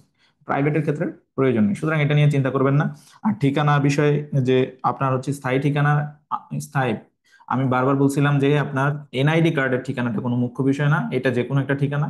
আপনি যেটা আপনার বিপিএসসি ফর্ম 1-এ যেই ঠিকানাটা স্থায়ী ঠিকানা উল্লেখ করেছেন, সেই ঠিকানার সপক্ষে ওই এলাকার, আপনি যে এলাকায় স্থায়ীভাবে দেখেছেন সেই এলাকার চেয়ারম্যান, অথবা হচ্ছে আপনার স্থানীয় প্রতিনিধি, বা হচ্ছে আপনার মেয়র বা সিটি কর্পোরেশনের মেয়র, অথবা গ্রাম এলাকার ক্ষেত্রে ইউনিয়ন পরিষদের চেয়ারম্যানের কাছ থেকে নাগরিক সনদপত্র এখানে আপনার শো করতে হবে। এই হলো আমাদের কথা। আমরা প্রোগ্রামের শেষের দিকে চলে এসেছি। ঠিক আছে, আমরা এই পর্যায়ে আমাদের ডক্টর শাহাবুদ্দিন রাজু ভাই, 39তম বিসিএস ক্যাডার, উনি ওনার এক্সপিরিয়েন্স এবং শেয়ার করেন, পাশাপাশি আপনাদেরকে দিক নির্দেশনা দিবেন।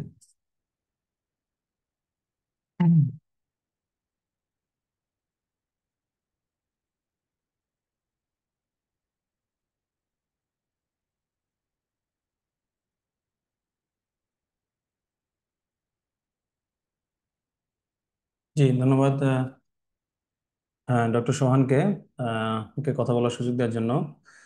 সুপ্রিয় ডাক্তার ভাই বোনেরা, যারা আপনারা পিলিতে উত্তীর্ণ হয়েছেন তাদেরকে আহ, আপনাদের চান্সের জন্য শুভেচ্ছা জানিয়ে শুরু করছি আমার কথা। তো আসলে আমরা আপনাদের ক্যাডার হওয়ার যে স্বপ্ন, সেই স্বপ্ন পূরণের একটা বড় অংশ আপনারা পার করেছেন, তবে এটাই যাত্রার শেষ নয়। আরো কিছুটা পথ আপনাদেরকে পাড়ি দিতে হবে। এবং আপনারা জানেন সেটা হচ্ছে আপনাদেরকে ভাইভাই অ্যাপিয়ার করে সেটাতে উত্তীর্ণ হইতে হবে। তো অলরেডি আমাদের মেন্টর এবং হচ্ছে একাডেমিক প্যানেল ভাইরা গুরুত্বপূর্ণ কথা বলেছেন, আমি মনোযোগ দিয়ে শুনতেছিলাম, সবাই তাদের অভিজ্ঞতাগুলো শেয়ার করতেছিলেন। তো আমাদেরও আসলে মানে আমাদের যতটুকু অভিজ্ঞতা এবং যতটুকু দেখেছি, শুনেছি, বা বিভিন্ন সময় আমরা আমরা আমরা আমাদের যখন প্রিপারেশন নিয়েছিলাম এবং আমাদের ভাইভাগুলোতে যখন অ্যাপিয়ার করছিলাম, তো সেই অভিজ্ঞতাগুলাই মূলত আমরা আমাদের যে ভাইভা প্রিপারেশন ব্যাচ এবং মক যে ভাইভাগুলো হবে, হ্যাঁ, এইখানে আমরা আপনাদেরকে সেইগুলা শেয়ার করার চেষ্টা করবো এবং সেই অনুযায়ী আপনাদেরকে প্রস্তুত করার চেষ্টা করবো ইনশাল্লাহ। এটাই হচ্ছে আমাদের এই ভাইভা প্রিপারেশন ব্যাচ এবং মক যে ভাইভাগুলো হবে এটার উদ্দেশ্য।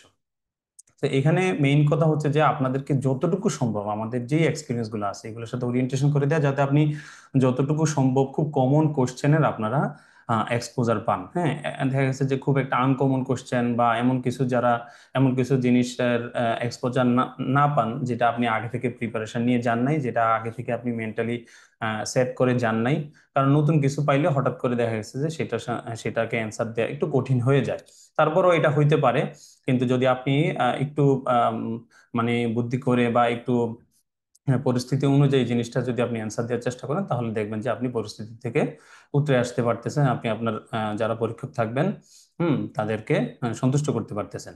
তো এটাই, আমি কিন্তু আলাদা করে এখন কোনো এক্সপিরিয়েন্স বা এই জিনিসগুলো শেয়ার করব না, কারণ এই বিষয়গুলো নিয়ে অলরেডি বেশ কথা হয়েছে এবং হচ্ছে যে আপনারা অনেকেই ধৈর্য ধরে জিনিসগুলো শুনছেন।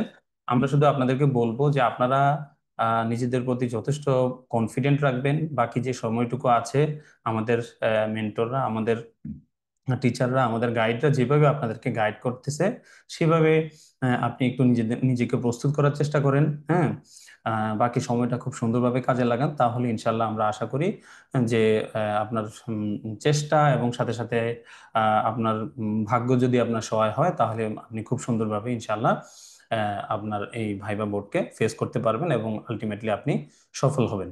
তো এটাই হচ্ছে আমার কথা। আপনাদের সকলের প্রতি শুভকামনা রেখে এবং আমাদের এই ভাইবা প্রিপারেশন ব্যাচ এবং মক ব্যাচে আমরা আপনাদেরকে সর্বোচ্চ আমাদের পক্ষ থেকে সার্ভিস দেব এই প্রতিশ্রুতি ব্যক্ত করে আমার কথা শেষ করছি। আসসালামু আলাইকুম। ধন্যবাদ ডক্টর রাজু ভাইকে। আমরা প্রোগ্রামের একদম শেষ প্রান্তে চলে এসেছি। আপনাদের কিছু প্রশ্ন উত্তর যেগুলো আপনারা করেছেন সেগুলো আমরা একটু আনসার দিতে চেষ্টা করি। আচ্ছা, একজন প্রশ্ন করেছে, ইন্টার্নশিপ শেষ হয়েছে লাস্ট এপ্রিলে, এরপর কিছুই করিনি, এক্ষেত্রে কি জিজ্ঞেস করলে আমরা আনসার দিব? এক্ষেত্রে আপনি বলবেন যে আমি প্রাইভেট হসপিটালে রোস্টার ডিউটি করি, এভাবে বলবেন। প্রতিদিন কয়জনের ভাইবা হয়? রিসেন্ট যে ভাইবাটা হচ্ছে 45তম, এটা 15 জন করে হচ্ছে। 15 থেকে 20 জন করে ভাইবা সম্ভবত নেওয়ার পসিবিলিটি, কারণ পিএসসির মেম্বার হলো আপনার 18 জন। 18 জন। আমি একটু একটু মেনশন করি যে এইখানে পিএসসির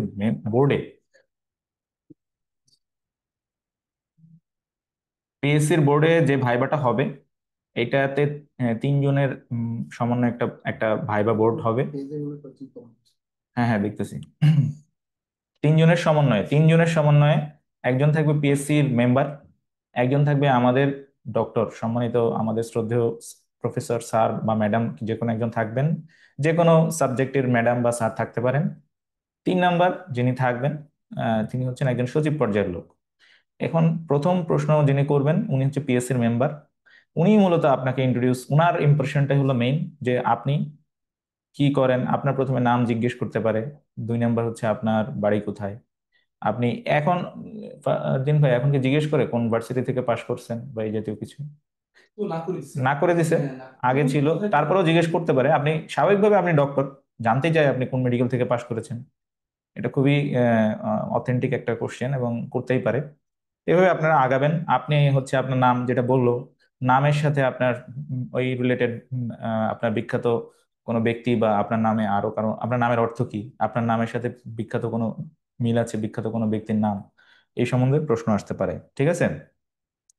আচ্ছা আচ্ছা, বর্তমান দেশের প্রেক্ষাপটে সব পত্রিকার ইম্পর্টেন্ট বিষয়গুলো আপনি পড়বেন। এখন থেকে প্রতিদিন আপনি ভাইবা হওয়া পর্যন্ত প্রতিদিনই আপনি পত্রিকা পড়তে থাকবেন। 2 নাম্বার হচ্ছে আরেকটা ইম্পর্টেন্ট বিষয়, কামাল ভাই বলেছিলেন হয়তো, যে যদি আপনি পারেন, ধরেন একদম যাদের ভাইবা প্রথম দিন, তারা তো আর আগে গিয়ে পিএসসি তে যোগাযোগ করতে বা গিয়ে আপনি জেনে আসতে পারবেন না কিরকম ভাইবার এনভায়রনমেন্টটা। যদি আপনার সময় থাকে, আপনি ঢাকায় থাকেন, অবস্থান করতেছেন, যদি ভাইবাকালীন আপনি যান, আপনার ভাইবার কিছুদিন আগে বা 1-2 দিন আগে আপনি পিএসসি তে ঘুরে আসতে পারেন, আপনি এনভায়রনমেন্টটা বুঝতে পারবেন। এটা খুবই ইম্পর্টেন্ট। আমি গিয়েছিলাম, অনেকেই গিয়েছিল আমাদের সময় তৎকালীন, এবারে খুবই ইফেক্টিভ। আর প্রথম দিন যাদের ভাইবা, তাদের কিন্তু ভয়ের কিছু নাই। ভাইবা মানে হচ্ছে প্রথম দিন ভাইবাতে আপনি খুব বেশি কঠিন প্রশ্ন কিন্তু ধরেন আগে। আগে কি হয়তো প্রেসিডেন্সিয়াল ভাইবা কমন হইতো, কোশ্চেন গুলো এখন এই ধরনের ভাইবা সাধারণত হয় না। পিএসসি সব মেম্বার মিলে ভাইবা ভাইবা থাকতো আর কি। সেটা কিন্তু কঠিন, কিন্তু ফেল কিন্তু করা যায় না খুব একটা। একজন জানতে চাইছেন ভাইবা ফেল করা কিনা। ভাইবা ফেল করা খুবই রেয়ার, যদি আপনার এক্সপ্রেশন বা হচ্ছে আপনি আপনি কোনো কিছু না পারেন এই জন্য আপনাকে ফেল করাবে না, বা আপনি খুব আপনার অ্যাটিটিউড যদি নেগেটিভ খুব মাইন্ড করে, অথবা হচ্ছে আপনার এক্সপ্রেশন বা আপনার এমন কিছু দেখলো যে আপনার খুবই দৃষ্টিকটু বা তাদের কাছে নেগেটিভ মনে হয়েছে অ্যাটিটিউডের কারণে, তখন হয়তো আপনাকে হয়তো নেগেটিভ, নর্মালি আপনাকে ফেল করার পসিবিলিটি কম আশা করা যায় ইনশাল্লাহ। ঠিক আছে, মানে ফেল বলতে কি 50-এর নিচে দেওয়া। এখন 50 থেকে যে ভাইবা ভালো, এক্সপ্রেশন ভালো, ভাইবার কোশ্চেন গুলো আনসার করতে পেরেছে ভালো, তার কিন্তু নাম্বার বাড়বে। আচ্ছা, একজন জানতে চাইছেন আমি ডিপ্লোমা কমপ্লিট করেছি রিসেন্টলি, ডিপ্লোমাতে সার্টিফিকেট কি নিয়ে যাব? আচ্ছা, না, এটা নিয়ে যাওয়ার দরকার নেই। আরেকজন জানতে চেয়েছিলেন যে আপনি পার্ট 1 এর বিসিপিএস এর কোনো সার্টিফিকেট বা কাগজপত্র নিয়ে যাবেন কিনা। এটা নিয়ে যেতে পারেন, তবে এটা আপনাকে ডকুমেন্ট শো করতে হবে না। ঠিক আছে, এটা আপনার অফিসিয়ালি শো করতে হবে না। ঠিক আছে ভাইয়া, ট্রেনিং এ থাকলে কি কোনো এনওসি নিতে হবে কিনা, কারণ এর এটা শহরে না কেন? যার আনএমপ্লয়েড, কারণ এটা তো চাকরি না। না, আমি তো বলেছি যে যারা আপনি ট্রেনিং এ আছেন তাদের ক্ষেত্রে এনওসির প্রয়োজন নেই, এনওসি নেওয়ার কোনো প্রয়োজন নেই। নতুন করে সবাই দিতে হবে, নতুন করে যে সবাই দিতে হবে ছবি দিতে হবে, ভাই বোর্ডে, সেটা কি নতুন করে তোলা? ছবি ছবি ও, বুঝাইছে। ছবি, হুম। ছবি নতুন দেওয়ার ভালো। যে আপনি যেটা আপনি রিসেন্ট ছবি দিবেন এটাই ভালো। টায়ার কালারটা বললে ভালো হতো। বলা হয়েছে। বলা হয়েছে হুম। পারদিন ভাই? হ্যাঁ, বলছে বলছে। ব্লু, এর মধ্যেই হালকা সাদা স্ট্রিপ থাকতে পারে, খুবই ব্লু হালকা। বা হ্যাঁ হ্যাঁ, মেরুন। হ্যাঁ, মেরুন, মেরুন কালার। আমি নেভি ব্লু কালার পড়েছিলাম। বেস্ট না ভাই, কন্ট্রোভার্সি। যদি কোশ্চেন ইংলিশে করেন আপনি আনসার ইংলিশ দিতে দিতে চেষ্টা করবেন। আচ্ছা, ইন্ট্রোডাকশন যদি যদি বলে ইন্ট্রোডিউস ইউর সেলফ, তাহলে ইংলিশে দিতে চেষ্টা করবেন, এটা ইংলিশে প্র্যাকটিস করবেন।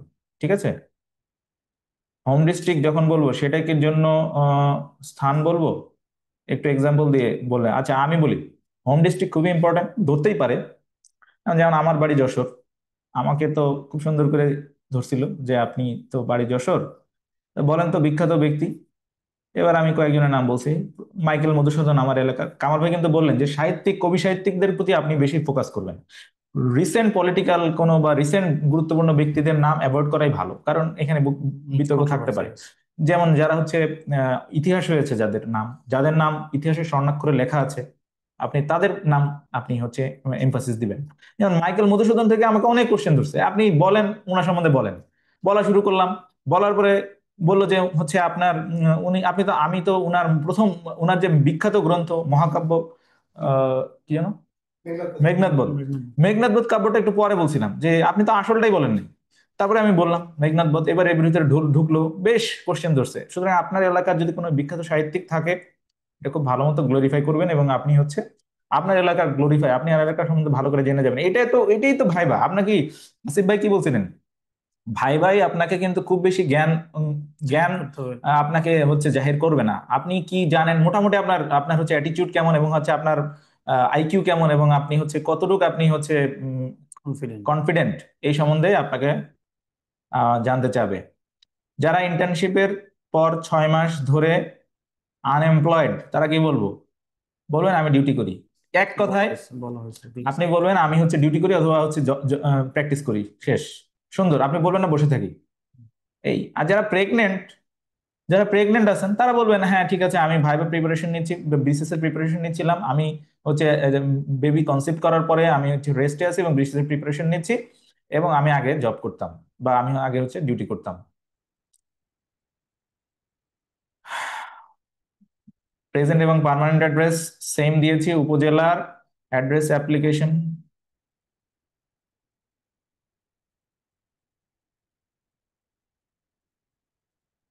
উপজেলা অ্যাড্রেস অ্যাপ্লিকেশন ফর্মে এখন ডিএমসি তে কোর্সে রয়েছি। এই কোশ্চেন করলে ঠিক বুঝলাম না। প্রেজেন্ট অ্যাড্রেস এবং পার্মানেন্ট অ্যাড্রেস সেম দিয়েছি। উপজেলার উপ- উপজেলার অ্যাড্রেস অ্যাপ্লিকেশন ফর্মে এখন ডিএমসি তে কোর্সে আছে। আচ্ছা, যদি প্রেজেন্ট এবং পার্মানেন্ট অ্যাড্রেস এটা সেম দিয়েছেন, ভালো। এখন আপনি যে স্থানে বর্তমানে জব করতেছেন এটা আপনি উল্লেখ করবেন, কোনো সমস্যা নাই, এটা নিয়ে কোনো প্রবলেম হবে না। যে আপনি যদি বলে যে আপনি হচ্ছে প্রেজেন্ট অ্যাড্রেস পার্মানেন্ট কেন সেম দিয়েছেন, এগুলো তো আপনাকে চেক করবে না ওনারা ওই সময়, বুঝতে পারছেন? আপনার ওটা আলাদা বিষয়, আপনি বলবেন জিএমসি জব করছি, সমস্যা নাই। যে কিছু করে না সে যে কি? কিছু করে না সেটা বলা হয়েছে, অবশ্যই আপনারা কিছু বলবেন।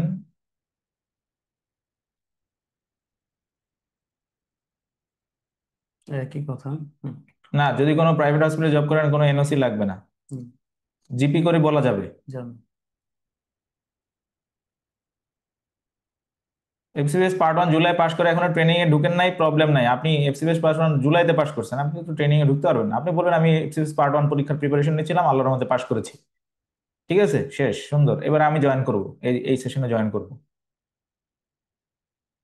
বাংলাদেশ রেড ক্রিসেন্ট সোসাইটিতে জব করি কিন্তু আনএমপ্লয়েড হিসেবে অ্যাপ্লাই করেছি, কোনো সমস্যা নাই। এক্ষেত্রে কি বলবো, বলবেন যে আমি রেড ক্রিসেন্ট সোসাইটিতে জব করি, সমস্যা হবে না। সবই তো বললাম। কিছু না করলে সব সেম আনসার। আচ্ছা কামাল ভাই স্যার, কামাল স্যার, আমি আইসিইউতে মেডিকেল অফিসার হিসেবে একটা প্রাইভেট হসপিটালে জব করি। সো আমার ক্ষেত্রে আইসিইউ রিলেটেড কি কোশ্চেন, অবশ্যই কোশ্চেন করতে পারে, ঠিক আছে, আমার আনসার দেওয়া ইজি হয়। কোশ্চেন করতে পারে আর কি কি ডিজিজের, আচ্ছা আইসিইউ রিলেটেড আপনার কোশ্চেন করতে পারে। এখন অনেক ধরনের কথা আছে, যেটা বললো আহ, যে আপনারা যারা ধরেন ধরেন আপনি এখনো কোনো কোর্সে ঢুকেন নাই, বা আপনি হচ্ছে এমনি প্রাইভেট জব করেন, এক্ষেত্রে অবশ্যই আপনি মাদার সাবজেক্ট গুলোকে ফোকাস করবেন। যেমন মেডিসিনে, মেডিসিনে ক্যারিয়ার করতে চাই, মেডিসিন আমার সাবজেক্ট, যদি বলে মেডিসিনে কোন ব্রাঞ্চে যেতে চাই আলাদাভাবে, সেক্ষেত্রে আপনি বলবেন যে মেডিসিনের এই সাবজেক্টে যেতে চাই, বা সার্জারির এই সাবজেক্টে আমি নিউরো সার্জারিতে যেতে চাই, বা আমি ইউরোলজিতে যেতে চাই, সেক্ষেত্রে আপনি বলতে পারেন পরে, যদি তারা স্পেসিফিক ভাবে জানতে চায়। আচ্ছা, সেটা খুব সুন্দর করে বলতে হবে যে কেন আপনি সাবজেক্ট, সেটা আপনি যে সাবজেক্টে যেতে চান, বা আপনি যদি বলে যে আপনি কেন এই সাবজেক্টে এসেছেন।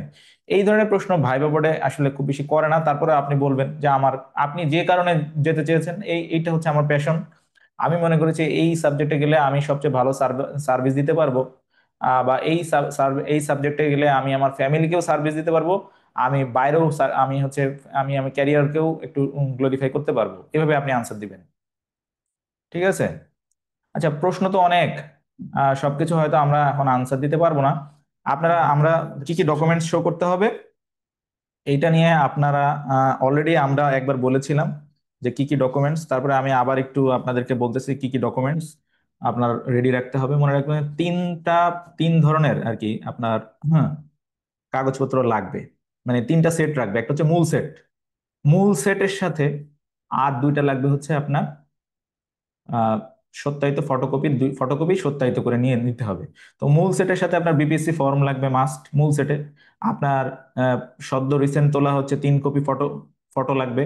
এছাড়া হচ্ছে আপনার শিক্ষাগত যোগ্যতার সমান প্রমাণস্বরূপ আপনার হচ্ছে এমবিবিএস এর আহ, যে ইউনিভার্সিটি থেকে পাশ করেছেন সেই ইউনিভার্সিটির সার্টিফিকেট আপনাকে শো করতে হবে, ঠিক আছে।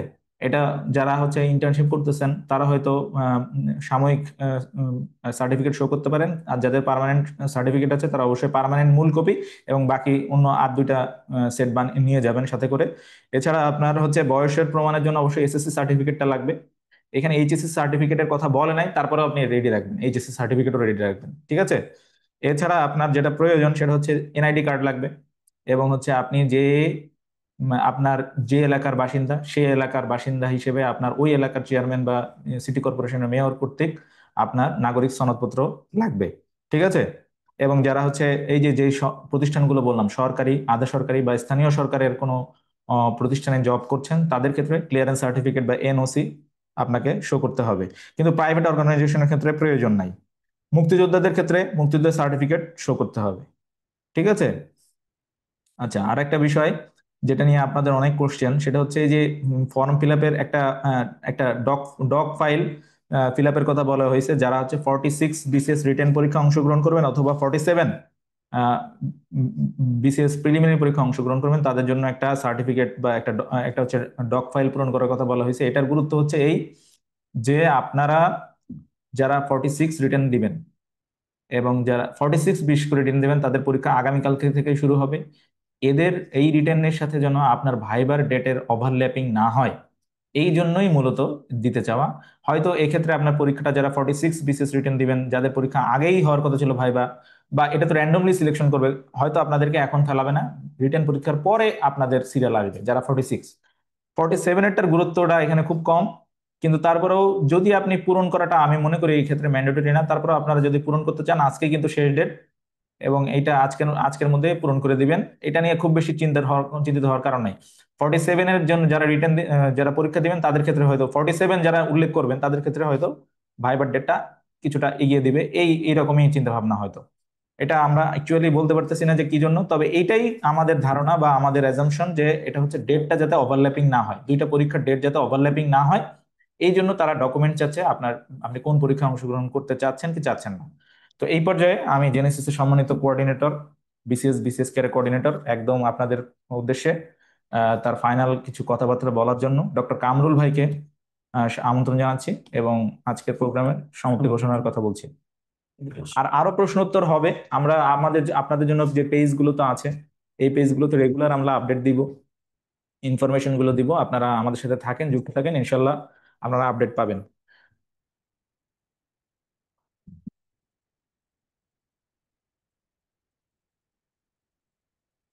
ধন্যবাদ আমাদের অ্যাসিস্ট্যান্ট কোঅর্ডিনেটর আব্দুল্লাহ আল আমিন সুহান, এবং আপনাদের মতো এই স্পেশাল বিসিএস দিয়ে উত্তীর্ণ। এবং এখানে আসলে আমরা দেখছি যে আপনারা অনেকক্ষণ ধরে এই সেশন করতেছেন।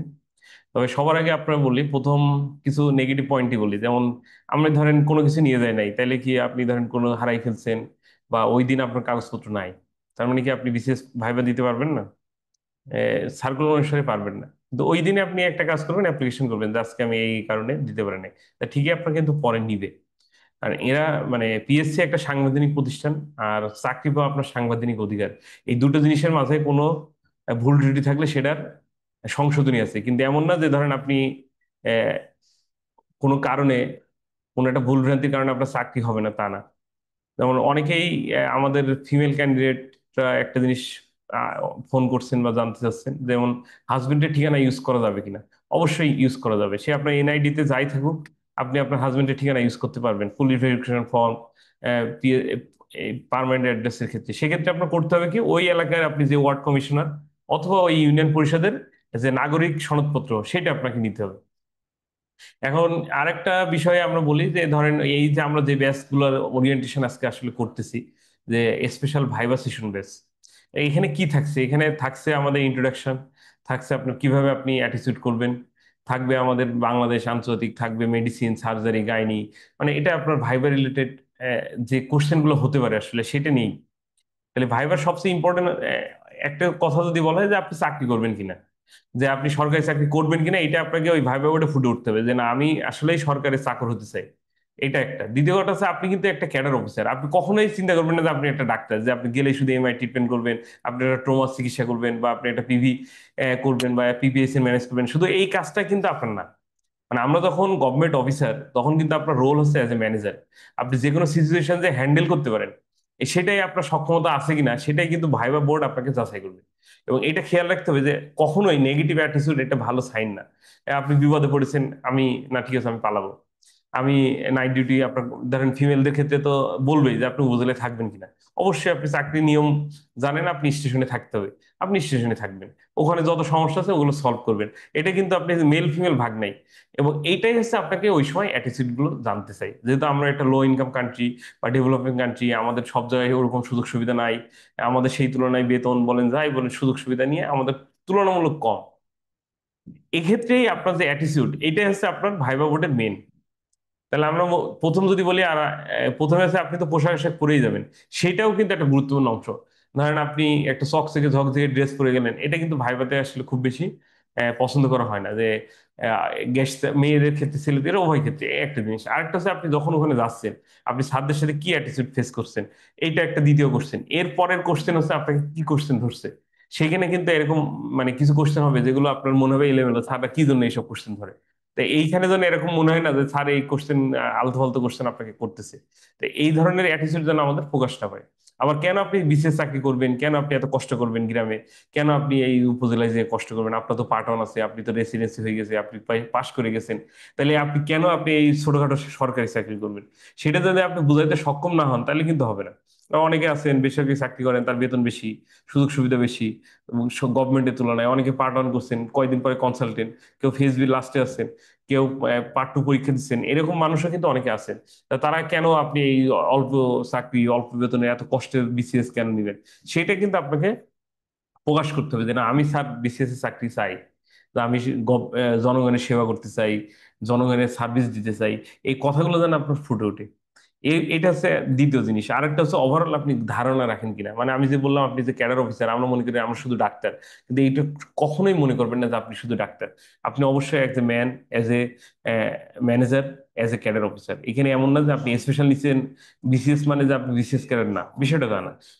আমরা যে যে 36 দিচ্ছে, যে 35 দিচ্ছে, যে 46 দিচ্ছে, সেও যেমন ক্যাডার, আপনিও ঠিক সেম ক্যাডার, এখানে কোনো তফাৎ নাই, পরীক্ষা নেওয়ার ধরনটা ভিন্ন, কিন্তু আপনি যে ক্যাডার এটার মধ্যে কোনো তফাৎ নাই, সেম ক্যাডার। তাহলে আপনার অ্যাটিটিউডই কিন্তু সেম হইতে হবে, যে আমি এখন মনে হচ্ছে যে এই সরকার নিচ্ছে বলে আপনি কোনো দায় থেকে পরীক্ষা দিচ্ছেন, বিষয়টা তা না। সরকার প্রয়োজনে সরকার পরীক্ষা যেভাবে খুশি সেভাবে নিতে হবে, সেখানে আপনার তো কোনো দায় নাই। তার মানে আপনি কিন্তু মানে অন্য দেশে সুপিরিয়র না, অন্য দেশে ইনফিরিয়র না, তাহলে সেখানে আপনি কিন্তু সেম। আর দ্বিতীয় কথা হচ্ছে, এরপরে গেল বাংলাদেশের আন্তর্জাতিক ক্ষেত্রে, যেমন বাংলাদেশের সংবিধান, এটাও বর্তমান ধরবে, আমাদের ইন্টারিম সরকার যেটা আছে সেটা সম্পর্কে আপনাদের জানা লাগবে। এরপরে আসে আমাদের মেডিকেল রিলেটেড, এখানে কিন্তু সব সাবজেক্টই জানা লাগবে। আপনি এমন না যে আপনি পেডিয়াট্রিশিয়ান আচ্ছা আচ্ছা, বা আপনি এই ধরেন বিষয়টা কি বলবা? অনকোলজিস্ট হয়ে গেছেন, তার মানে আপনার কিছু অনকোলজির জন্যই কি আপনি উপজেলায় যাবেন? বিষয়টা তা না। উপজেলায় কিন্তু ডেন্টাল সার্জনরাও ইমার্জেন্সি করা লাগে, ডেন্টাল সার্জনদেরও ওই আপনার আরএমও হিসেবে রাউন্ড দেওয়া লাগে। আর অ্যাজ এ ইউএসএফ হিসেবে তো সবারই দায়িত্ব পালন করা লাগে, আর আমার রোল কিন্তু সবারই পরিষ্কার পরিচ্ছন্নতা শুরু করে সব কাজই করা লাগে। তাহলে এখানে আপনি পেডি পড়েন আর মেডিসিন পড়েন বা সার্জারি পড়েন, যাই পড়েন, আপনার সব সাবজেক্টে জ্ঞান লাগবে। সেই ক্ষেত্রে আমাদের সেশন গুলো কিছুটা হেল্প করবে। আর এমন না যে ধরেন এখানে ভাইবা এই সেশনে হু এই কোশ্চেনটাই ধরবে, ভেরিয়াস মানুষ পরীক্ষা দিবে, এক্সপিরিয়েন্সও ভিন্ন। সেক্ষেত্রে আমাদের কিছু সেশন আপনাদের এই ব্যাচে থাকবে, যেগুলো বলে ভাইবা এক্সপিরিয়েন্স শেয়ারিং। সাথে আমাদের কিছু ধরেন অনলাইন এ টু জেড থাকবে। আনোয়ার মালিক মজুমদার স্যার একটা নিবে, তারপর অফলাইন একটা ওয়ার্কশপ আমরা থাকবো, কি আপনি পরীক্ষার হলে প্রস্তুতি কিভাবে যাবেন, কিছু কোশ্চেন ওখানে তো পড়াই দিব না, কিন্তু ওই প্রিপারেশনটা কিভাবে আপনি নিবেন, অফলাইন এসে আপনার কাগজপত্র গুছাই দিতে পারেন আমাদের সাথে। তারপরে আমাদের কাছে এসে আপনি আপনার অন্য যে অফলাইনে যেগুলো জিজ্ঞেস করা দরকার সেগুলো জিজ্ঞেস করে যাইতে পারেন। আনএনসার্ড কোশ্চেন গুলো ওখানে আলোচনা হবে। আর এখানে যদি কোনো কোশ্চেন আপনার অ্যান্সার বাদ দেন, তাহলে আপনার মানে সব অ্যান্সার যদি দেওয়া সম্ভব নাও হয়, তাইলে আমরা পরে আবার এটা নিয়ে আলোচনা করব। আর আপনাদের এখন কোশ্চেন আছে? না, দু একটা প্রশ্ন আছে, আমি একটু আগে বলবো। আজকে আর বেশি জানতে না, যেটা বলা হয়েছে। তাহলে আপনাদের এখন, আর আমাদের সাথে তো আমরা বিসিএস এ, আপনি যদি জেনেসিস এ যে কোনো সিস্টেমেই আপনি যদি অফিসে আসেন, আমরা সবাই থাকি, কেউ না কেউ থাকেই। সেটা জেনেসিস সেন্টারে থাকে, পার্ট অন সেন্টারে থাকে। আবার হেল্পলাইনে ফোন দিলেও আপনাকে যদি আমাদের কারোর নাম্বার দরকার হয়, যে আপনি স্পেসিফিক যে আমি ভাই, আমি বিসিএস এর কোঅর্ডিনেটর বা কাউন্সিলর বা অ্যাসিস্ট্যান্ট কোঅর্ডিনেটর বা অমুক স্যারের সাথে কথা বলতে চাই, সে ব্যাপারে কিভাবে আমি হেল্প পেতে পারি, অবশ্যই আপনি এই হেল্প আমাদের সাথে সব সময় পাবেন। তাহলে আমি আজকের এই যারা শেষ ওরিয়েন্টেশনে যারা আছেন, তাদের সকলকে ধন্যবাদ। এবং এইখানে একটা মনে রাখবেন, এই ভাইবা পরীক্ষায় শুধু পড়াই মুখ্য না, এখানে মানুষের কাছে শোনা, এক্সপিরিয়েন্স শেয়ার করা, এক্সপিরিয়েন্স নেওয়া, কিভাবে সে পরীক্ষা দিছে, কিভাবে পরীক্ষার প্রস্তুতি নিচ্ছে, এগুলোও ভাইবার ক্ষেত্রে গুরুত্বপূর্ণ হয়। অনেক সময় এত কিছু পড়ে যাওয়ার পরও দেখা যায় যে কি যে কোশ্চেন হয়েছে জীবনে আপনার পড়াই লাগতো না, আপনি এমনিই পারতেন। তার মানে কি আপনি প্রস্তুতি নেবেন না? প্রস্তুতি অবশ্যই নেবেন। তাই এই জন্য আমরা বলি, আমাদের এই যে মক ভাইবা বলেন আর ওরিয়েন্ট এই ক্লাস বলেন, এগুলো আপনাদের প্রস্তুতির সহায়ক, কিন্তু এটা এমন না যে আপনি এটা পড়লেই সবকিছু পেরে যাবেন। তাহলে আমি আজকের এই সেশনের লাস্টে কিছু কোশ্চেন আমাদের সোহান অ্যান্সার করবে, সেজন্য আমি সোহানের এই অ্যান্সারের মাধ্যমে আপনাদের এই আজকের ওরিয়েন্টেশন প্রোগ্রাম শেষ হবে। ইনশাল্লাহ আপনারা আমাদের ক্লাসগুলো করতে থাকেন, আমাদের পেজ, আমাদের ফেসবুক গ্রুপের সেশনগুলো দেখতে থাকেন। অনেক সময় দেখা যায় যে মিস হইতে পারে, তা আমরা চেষ্টা করব যাতে আপনারা মিস না হয়। আর আমাদের গ্রুপেও আপনারা যারা ক্লাসে আছেন তারা অ্যান্সার, মানে আমরা চেষ্টা করবো দেওয়ার জন্য, যেহেতু আমরা সবাই ডক্টর, আমাদের সবাই রেসিডেন্সি বা বিভিন্ন প্রোগ্রাম থাকে, হয়তো সকালে অ্যান্সার করলে আমরা অনেক সময় দুপুরে এসে অ্যান্সার দিই। তা চেষ্টা করবে আমাদের যে টিমগুলো আছে যাতে আপনাদের কোশ্চেনের অ্যান্সার দিবে, এবং স্যাররাও থাকবে, আমাদের যেসব স্যাররা এখানে ক্লাস নেবে তারাও থাকবে। আবার স্পেসিফিক আপনারা আমাদের সাথে কথা বলতে পারবেন। এখানে সে অনলাইন তো ঠিক আছে, আমরা অফলাইনে সবসময় আছি। আপনারা যে কোনো পরামর্শের জন্য আমাদের সেন্টার আপনাদের সবার জন্য উন্মুক্ত, এবং এটা সবসময় বিকেলে আসলে কারো না কারো আপনারা আশা করা যায় পাবেন। তো ধন্যবাদ সকলকে, আপনাদের শুভকামনা যে আপনারা একটা কষ্ট এবং প্রতিযোগিতামূলক পরীক্ষায় উত্তীর্ণ হয়েছেন প্রাথমিক ধাপ। আশা করি আপনারা সকলেই সেকেন্ড ধাপের পরীক্ষাটায় উত্তীর্ণ হয়ে একটা বাংলাদেশের স্বাস্থ্য ক্যাডারের গর্বিত অংশীদার হবেন, এবং আমরাও বলতে পারবো যে আমাদের ভাই ব্রাদাররা সবাই এখন ক্যাডার। এই দোয়াই করে আপনাদের আজকের এই সেশনের সমাপ্তি ঘোষণা করছি। শেষে কিছু কোশ্চেন অ্যান্সার দিবে আমাদের সমান। আচ্ছা, শেষ আমাদের প্রোগ্রাম। অনেক কোশ্চেন আপনারা করেছেন, আমরা এই কোশ্চেন রিলেটেড আলাদা আমরা একটা সেশন করব ইনশাল্লাহ, আপনাদের প্রশ্ন উত্তর রিলেটেড, এবং আমাদের ওয়ার্কশপ হবে। রেগুলার আমাদের পেজ এবং গ্রুপে আপনাদের কোশ্চেনের আনসার দেওয়া হবে, এবং আপনারা কিছুদিন পরে আপনারাই নিজেরাও বুঝতে পারবেন যে আসলে কি সামনে আপনাদের কি করতে হবে। একটু এখন একটু কঠিন লাগতেছে সবকিছু। যেটা বলতে আমি করলাম সেটা হচ্ছে, মার্কশিট নিয়ে অনেকে জানতে চেয়েছেন। মার্কশিটটা আসলে উল্লেখ করা নেই, যে বলেছে যে আপনার পরীক্ষার মার্কশিট। আমি হুবহু একটু বলতেছি যে পরীক্ষা আপনার শিক্ষাগত যোগ্যতার প্রমাণস্বরূপ মার্কশিটটা লাগবে, মূল সার্টিফিকেটটা লাগবে আপনার, পাশাপাশি হচ্ছে আপনার ট্রান্সক্রিপ্ট মার্কশিট এর সত্যায়িত ফটোকপি লাগবে। এখন এটা অ্যাকচুয়ালি এটা গুরুত্ব দেওয়া হচ্ছে ফাইনাল প্রফেশনাল পরীক্ষার মার্কশিট। তারপরেও আপনারা যেহেতু ফার্স্ট সেকেন্ড থার্ড প্রফেশনাল পরীক্ষা, আপনাদের সময় 4টা প্রফেশনাল পরীক্ষা, অনেকে 3টাও আছে হয়তো, 3টে প্রফেশনাল পরীক্ষার মার্কশিট জোগাড় করে অবশ্যই কালেক্ট করে রাখবেন। এটা একটা কথা। আর ফর্ম ফিল আপের আজকে যে ইয়ের কথাটা বলা হয়েছিল, যে গুগল ফর্মটা ফিল আপ করার কথা, এটা হ্যাঁ এক ভাইয়া আমাদেরকে বলেছেন যে আবশ্যিকভাবে পূরণ করার কথা। যারা 46 রিটেন দিবেন অথবা যারা 47 বিসিএস প্রিলিমিনারি দিবেন, আবশ্যিকভাবে পূরণ করতে বলা হয়েছে। সুতরাং এটা আপনারা দ্বিধা না করে এটা আপনারা পূরণ করে ফেলুন। এখনো যারা পূরণ করেন শেষ ডেট পূরণ করে ফেলুন। এটা নিয়ে আশা করি সমস্যা হবে না ইনশাল্লাহ। আর আপনাদের অনেক কোশ্চেন আছে, ঠিক আছে, এই কোশ্চেন গুলো নিয়ে আমাদের সেশন হবে ইনশাল্লাহ। তো আজকের মতো এই পর্যন্তই। সকলেই ভালো থাকবেন, এবং শুভকামনা ইনশাল্লাহ। সকলেই আপনারা ক্যাডার হবেন ইনশাল্লাহ, এই প্রত্যাশায় এই দোয়া করি আপনাদের জন্য। আমাদের জেনেসিস বিসিএস কেয়ার পরিবারের পক্ষ থেকে কামরুল ভাই, ডক্টর কামরুল ভাই, ডক্টর শাহাবুদ্দিন রাজু, ডক্টর আসিফ ইকবাল ভাই, ফারজান শাহরিয়ার এবং আমার পক্ষ থেকে আজকের মতো প্রোগ্রাম এখানেই সমাপ্ত ঘোষণা করছি। সকলে ভালো থাকবেন। আসসালামু আলাইকুম।